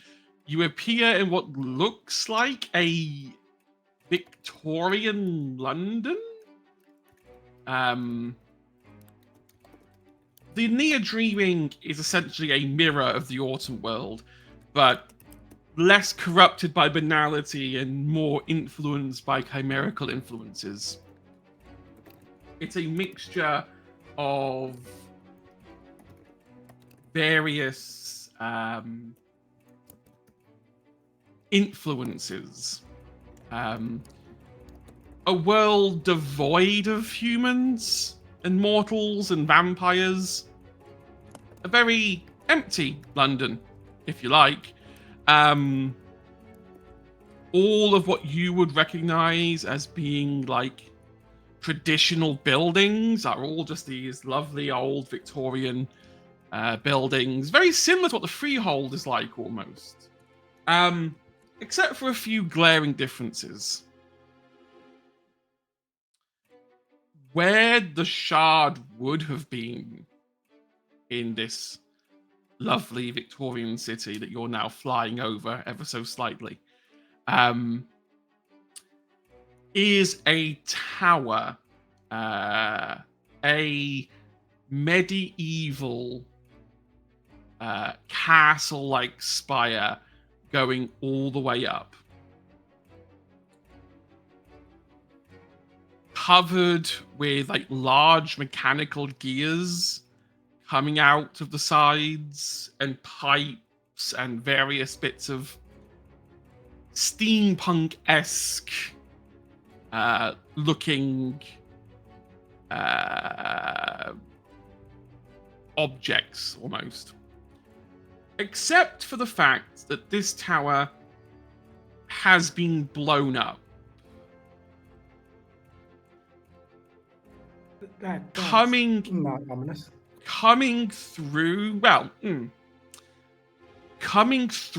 this tower as if it's penetrated through the ground is the modern Shard, fracturing the tower into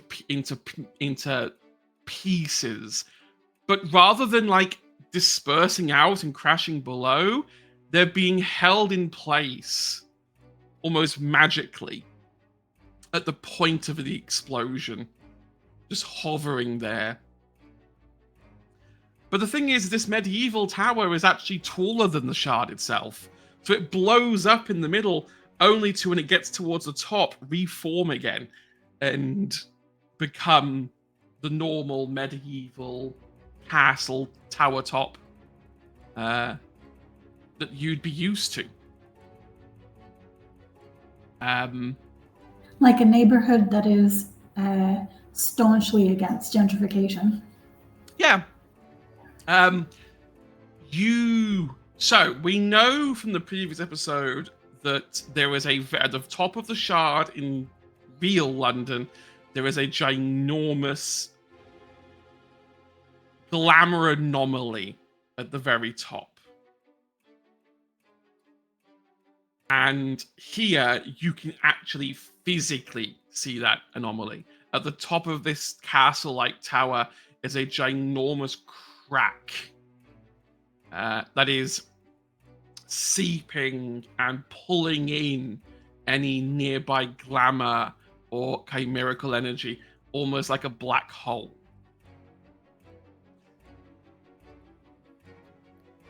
Okay. Using mirror vision, you do not see a mirror in that tower. What you do see is that one of these mirrors is moving very, very fast. Moving probably faster than you're going in this mech suit right now. Moving around London. The other one looks like, well, you know where it is in the autumn world. And I think, Zelda, you definitely have a moment when you realize, oh no, I know where it is. It is coming from the Dreaming Acropolis. The bizarre tube station that shouldn't exist underneath London. So, you have 3 potential avenues. You could explore this tower. You could try and see what this fast-moving object is that's moving this mirror around at high speed. Or, for the second time, Zelda could try and go back down to the Acropolis again and try and get this third mirror. Feel free to ask questions. Yeah, the mirror that's moving around at high speed, it's just moving like circling, or is it moving like towards or away from us or anything? It is circling London. It's not it's not reacting to your presence. It seems to be almost following the route of the M25 and doing a full circle around London. Mm-hmm. All right. Zelda looks at this tower that she really wants to explore, because that weird crack in space-time, I guess, is fascinating. But we have priorities, and she says, the mirror that is circling around us, we probably need to stop and get that, although I don't know how we're going to catch up to it.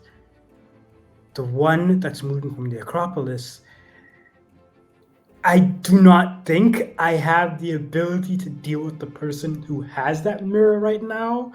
So for now, we may as well consider it a lost cause. So bear in mind that this is the Dreaming. The mirror's in the Acropolis, but the vampires aren't. True. In fact, it's very weird. Why would the Dreaming version of the Acropolis have a mirror? Are the mirrors trying to find each other? Are they attracted to one another? Change my mind. I want to look at that one.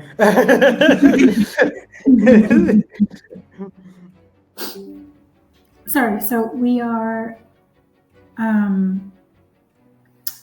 So which one do you want to do? I didn't understand, Zelda.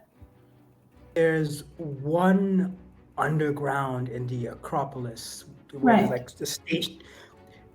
That place shouldn't really exist, but it does. Don't worry about it. Okay. But I know that the people who exist. Oh yeah. No, I was just saying. You said don't worry about it, and I said I never do. But yeah, that one seems to be reacting to a mirror in the mundane world. We know that belongs to a vampire. So Zelda wants to check out what's going on with that. Okay.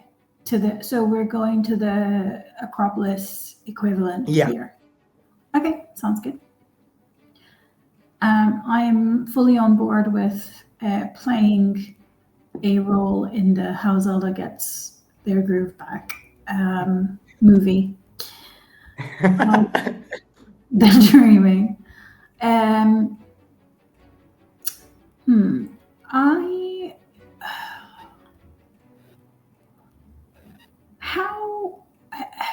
When you say the mirror thing is looping around us,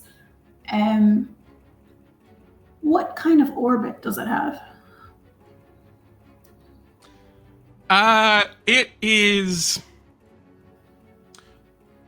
It's orbiting higher than you. Mm-hmm. Maybe 20,000 feet up in the air. Mm-hmm. And it is simply, it looks like it's potentially orbiting the shard, but Right. staying outside of London. It's like staying on the outskirts of London. You, from where you are, you can't see it. But we know it's there. You know it's there. You can, using them, so the mirrors can be used to see the, so you can use, if you're holding a mirror, you can use it to see the location of the other mirrors. Right. Okay. That appear as like dots when you look through it. So you can see it. You just can't see where it is exactly or why it's moving so fast. Okay.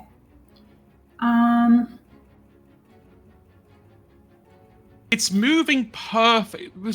It's not moving in a perfect circle. It is like dipping up and down slightly.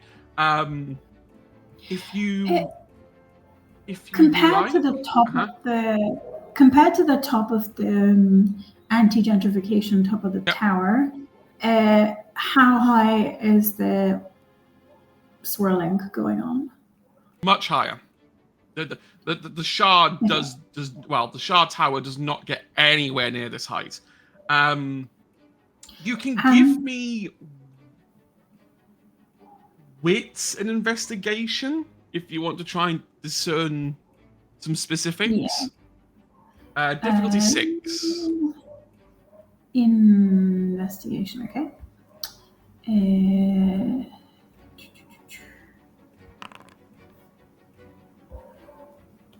What did I roll? You rolled loads of 5s, but no.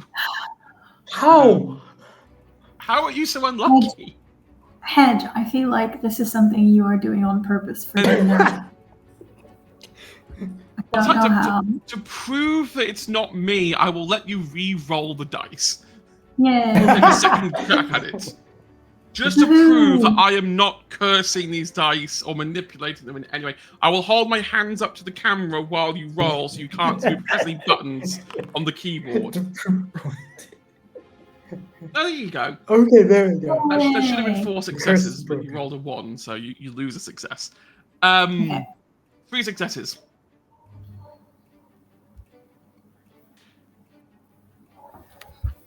This mirror is moving in an orbit, but it's also moving inconsistently, as in it's bobbing up and down. That suggests that whatever is propelling this mirror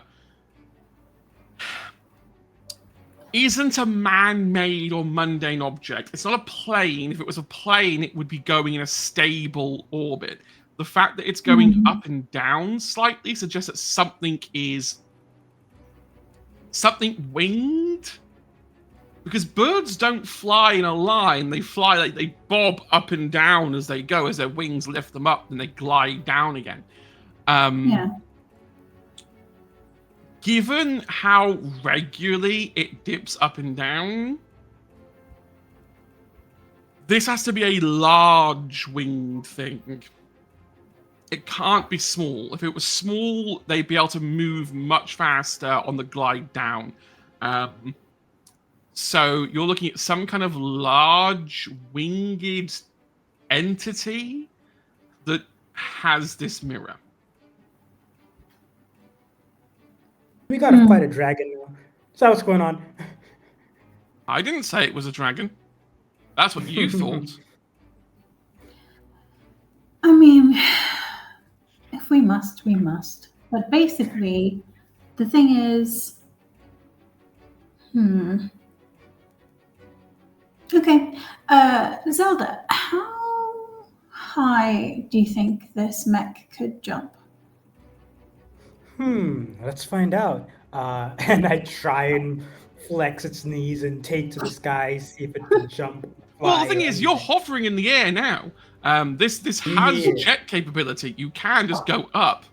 Well, basically, what I'm trying to see is if we have a giant spear, for instance, a piece of something called a shard, and we jump, not jump, but if we use some building, maybe the top of the tower as leverage, and do a Captain Planet woo up there, whether we can pierce the wing of the creature. Let's find Are out you- what the creature is first. Are you trying to do an Elden Ring here? Just like, okay, I mean, I approve.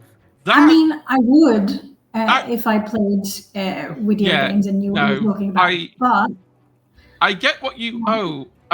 Okay. Hedges processing.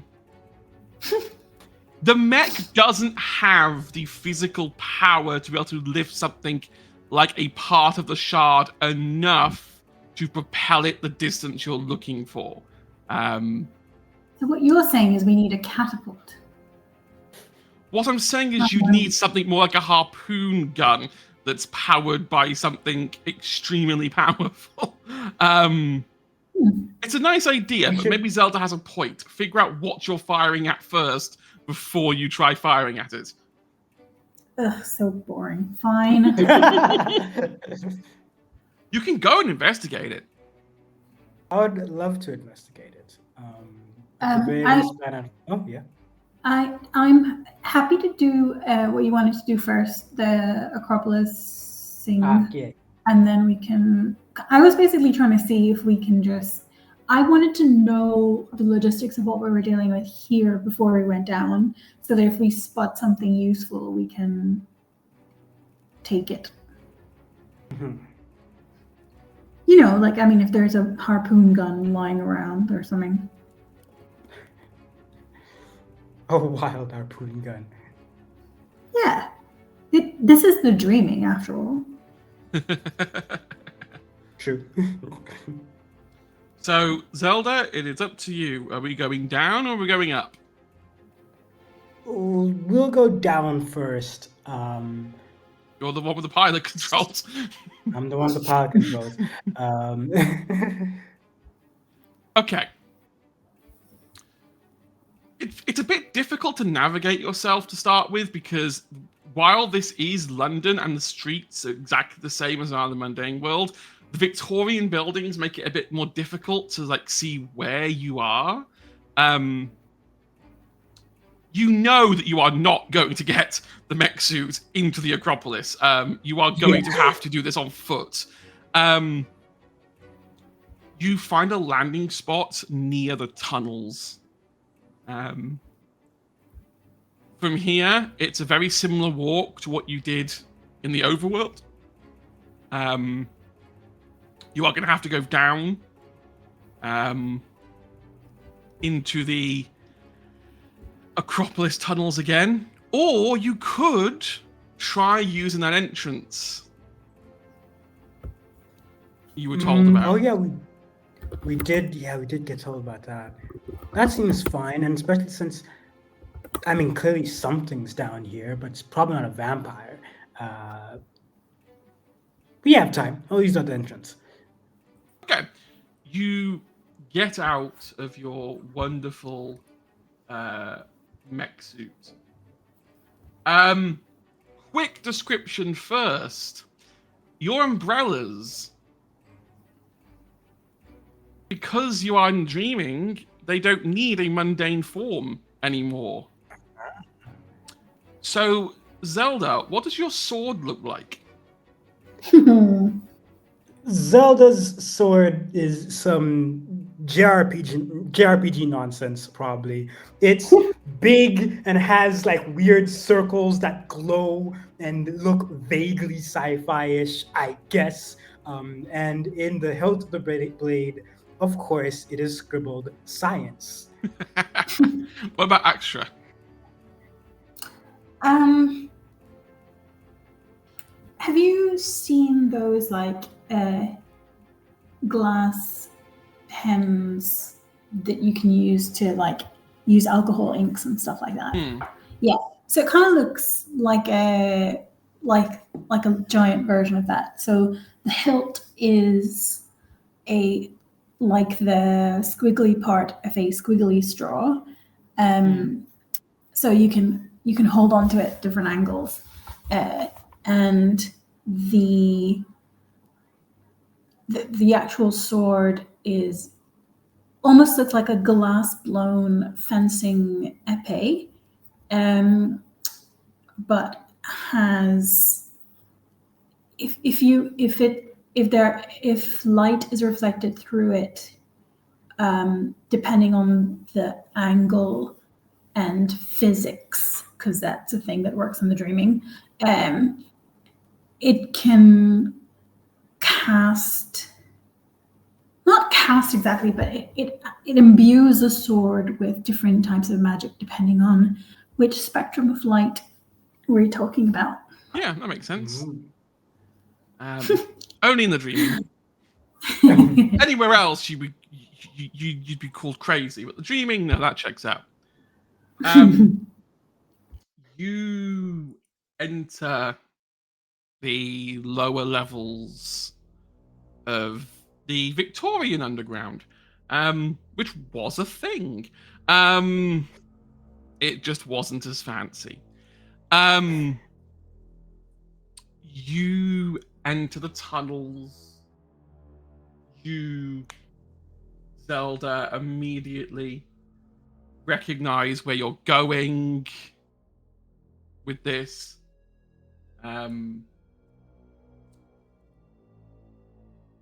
You get to those same metal bars that you saw in the overworld. So, the overworld, or the mundane world, and the dreaming are tangentially connected.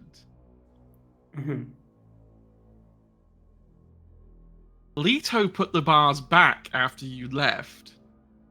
Yeah. But they weren't repaired. So you can just pop them straight back out again without having to use your tool. Perfect.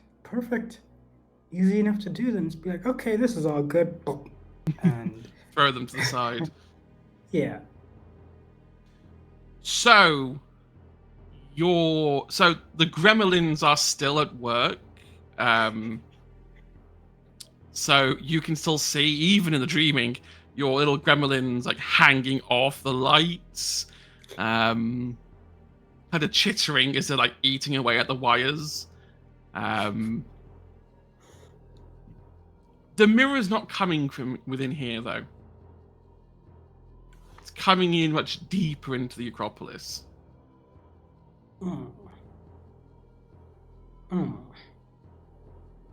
Sounds dangerous.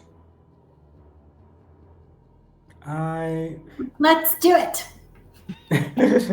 With gusto. Charge. I will very much be holding my sword at the ready in case bad things happen as we make our way deeper.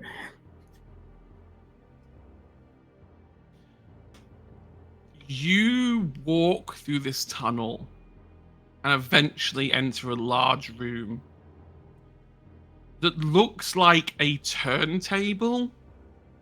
It looks like someone built an underground turntable designed to move trains from different train lines. Except there's a huge table built on this. And you can see On this table, just lying there casually, is the mirror. This feels like a trap, if there ever was one. However, Yeah. next to them, you see what looks like a spectral ghost image of two other mirrors lying on the table.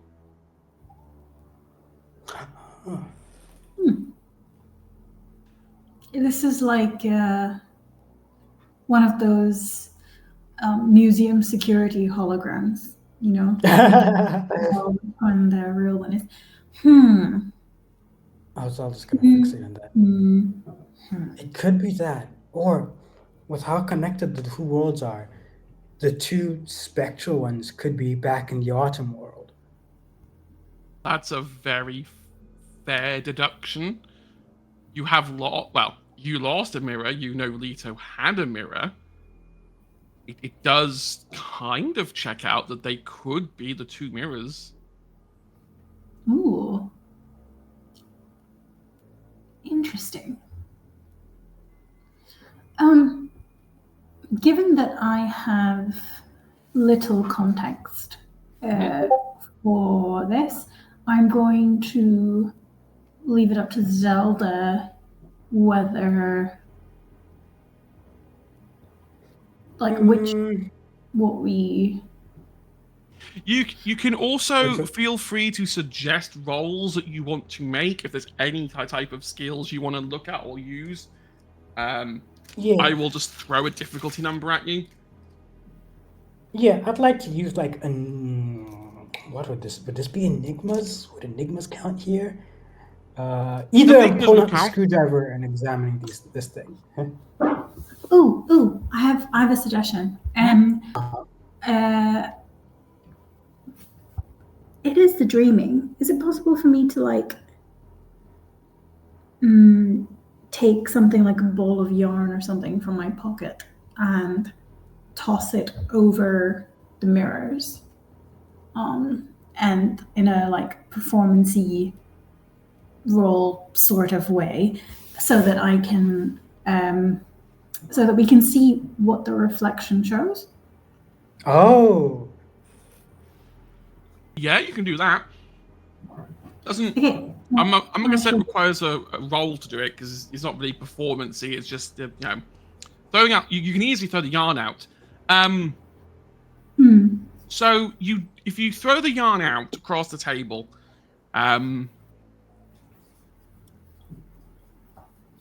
the spectral mirrors don't show any reflection back. The mirror that is actually physically here does show the yarn reflected in it. I think this is the one that's in our world. Doesn't seem to be like tricking us with the reflection, at least. Right. So if the spectral images are, when you because I was obviously there, but I have entirely forgotten.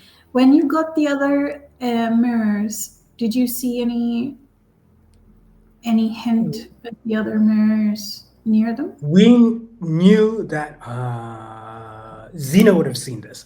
That Leto had one mirror, and then they grabbed our mirror from them. So they should have two mirrors on them in the Autumn world, which is why I suspect the two spectral mirrors are the ones that are in the Autumn world. We can like see them, but they're not really in our dimension necessarily. I guess what I mean is, so we've picked up two mirrors, right? Yes. And when we picked those up, when we saw them where they were, did they have any kind of spectral presence around them of other mirrors? No. I mean, they could detect other mirrors, but they looked pretty solid. They looked like they were real, I guess. They looked physical. Yeah. This is the first time we've seen weird spectral-looking mirrors. Yeah. I mean, in fairness, it is also the dreaming. Okay. Because basically, what I'm trying to figure out is whether the spectral presence is just because of the connection or because whoever has these other mirrors can affect this one.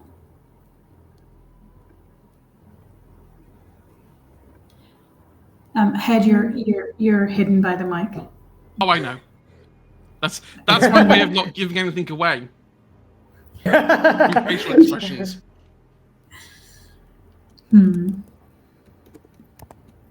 I do not do good poker face. Real. Okay, well, I'm gonna say that. Do we have? Oh wait, we have a mech suit. Do we? Oh, we can't. We didn't take the. Did we take the mech? We did take. You the can't mech bring the mech suit down here. It's Not bigger in than the here. tunnels. Ugh. Okay, Zelda, because of who you are, do you happen to have a magnet? Surely I have a magnet somewhere on me. You have a let's magnet say- on you. Yeah, cool. That's a totally normal thing to do. And okay, so let's say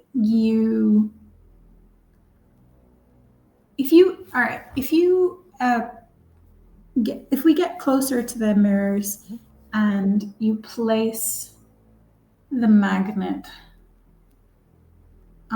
sort of, you hold the magnet kind of hovering near all three mirrors. I want to see if you feel any kind of pull towards the other ones that aren't really here. Sure, I'll try that. Just kind of hovering Yeah. across. Hover them across. Okay, so this table's pretty big, so you're probably gonna have to get on the table to get to the one in the middle.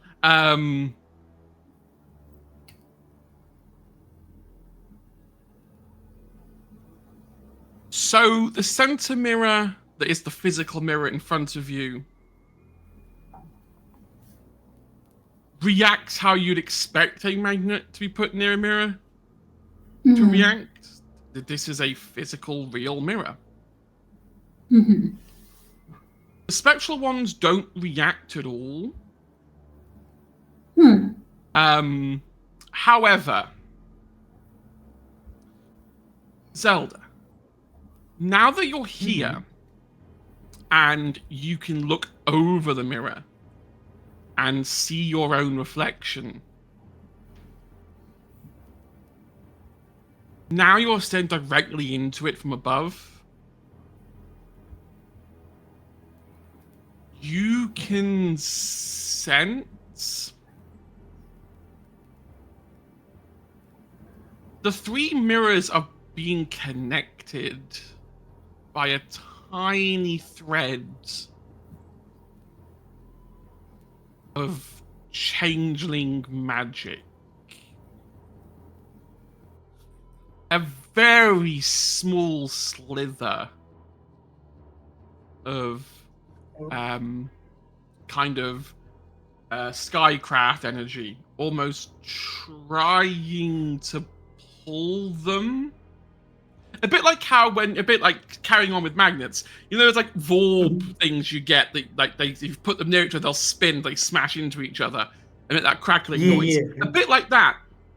The problem you've got is there's two mirrors on the other side, so they've got double the pulling power.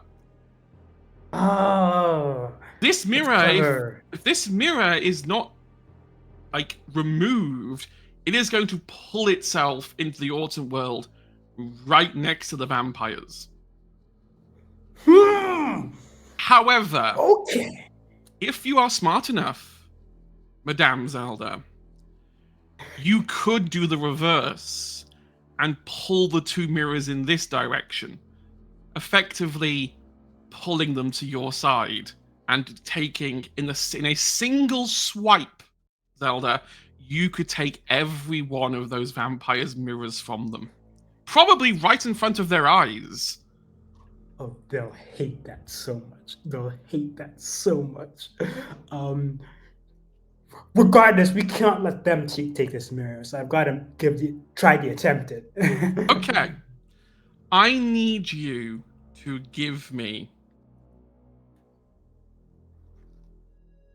intelligence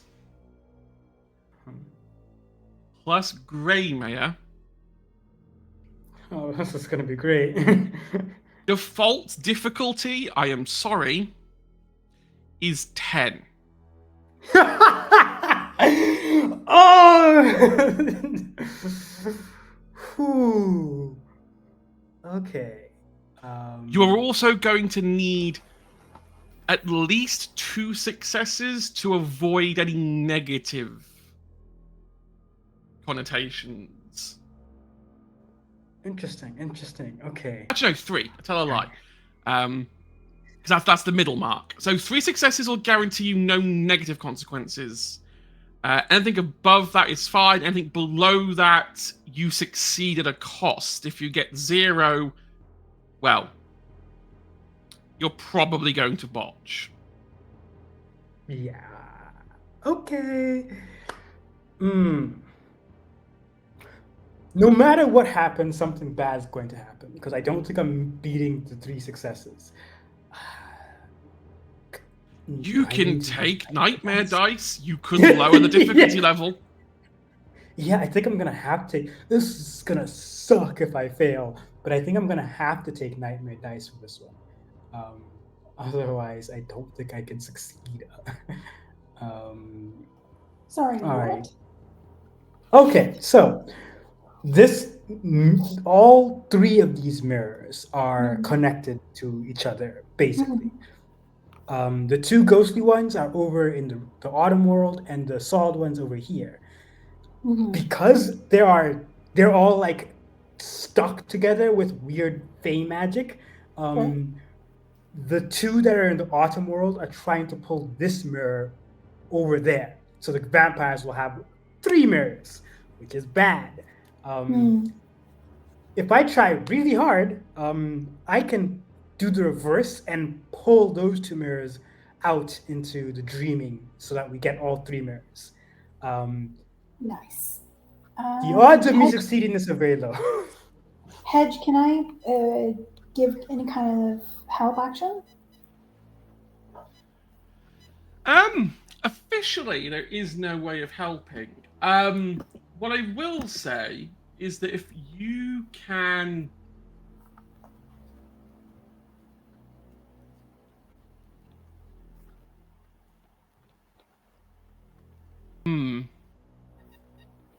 So you're taking 3 nightmare dice, correct? Yeah. I'm trying to... Okay.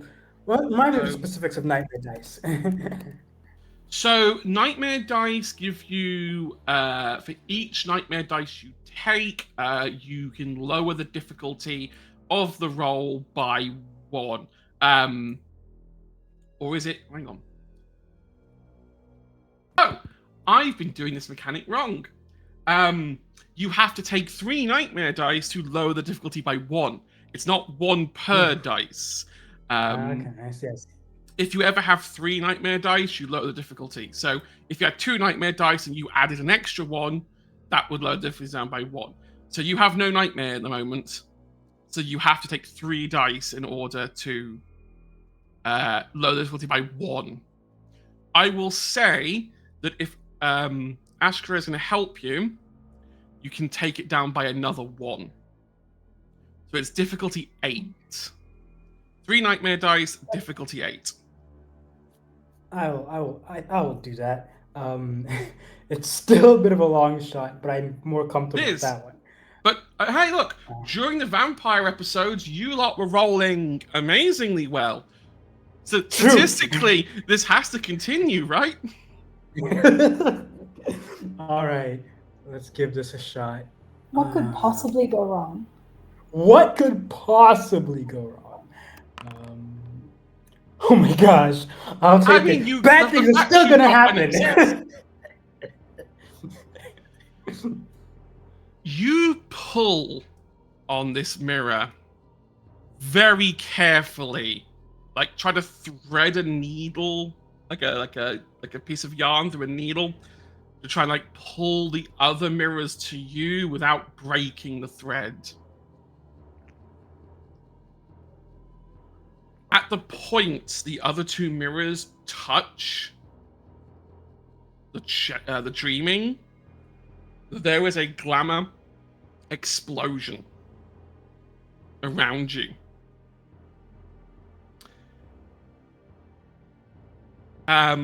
For Xena and Ashkara, you are knocked back from this explosion. It sends you away from the table.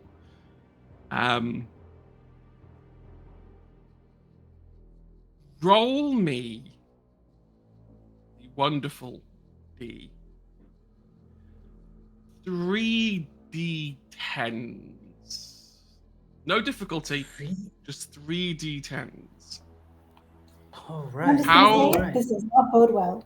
How lucky are... Well, I mean, you're not lucky. How lucky are you?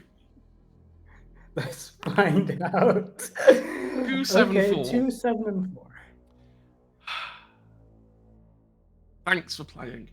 Oh no! So, the good news, the mirror that is in your realm stays in your realm. Okay. You see it getting pulled back towards the Autumn World. You reach out, Zelda, you grab it to stop that from happening. But as you grab on, it starts to pull you. And in a last-ditch attempt to save the mirror, you toss it upwards, keeping the mirror in the dreaming, but pulling you into the Autumn World.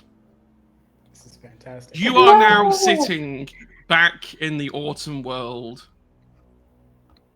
on a table surrounded by 2 mirrors. It is currently the 18th of October, midnight, Oh no! and a whole bunch of vampires have just noticed you appear in the middle of their acropolis Oh my god. with no extra mirrors, separated from the party, alone. Probably Oh dead. my god. But hey, you protected one of the mirrors. Xena and Axra can pick up the other mirror, so hey, well done. You didn't give them the third mirror, you just gave them Zelda. It's fine, I'm expendable. It's okay. Exactly. No worries. Sorry, why on the episode that I come back are you like, here, trauma? I don't know if it was the mirror armor or the fairy lights that kind of made my eyes twitch enough to decide to inflict trauma. Worth it. But here we are. And that is where we're going to wrap up this Wow. So episode. nice, I'm gonna rope a new character, you know? Yeah, you know. I mean, we do have the Yeah. pixie that's in the pisky that's in the freehold still, so you can always pick them up. Oh boy. So hey, next Saturday is going to be a very special episode. The next vampire episode is going to be a very special episode. Very, very special episode. So keep an eye on socials. We will let you know when everything is coming out. I want to take a moment to thank my wonderful players for indulging once again in my world of madness, and also making me twitch at the same time. It is what it is. Yeah. We will keep everything updated. Until then, stay safe. Look after yourselves. Unlike Don't- Hedge looks after us. I look after you. I didn't kill you on the first episode you came back. That's you know, that's good. Thanks.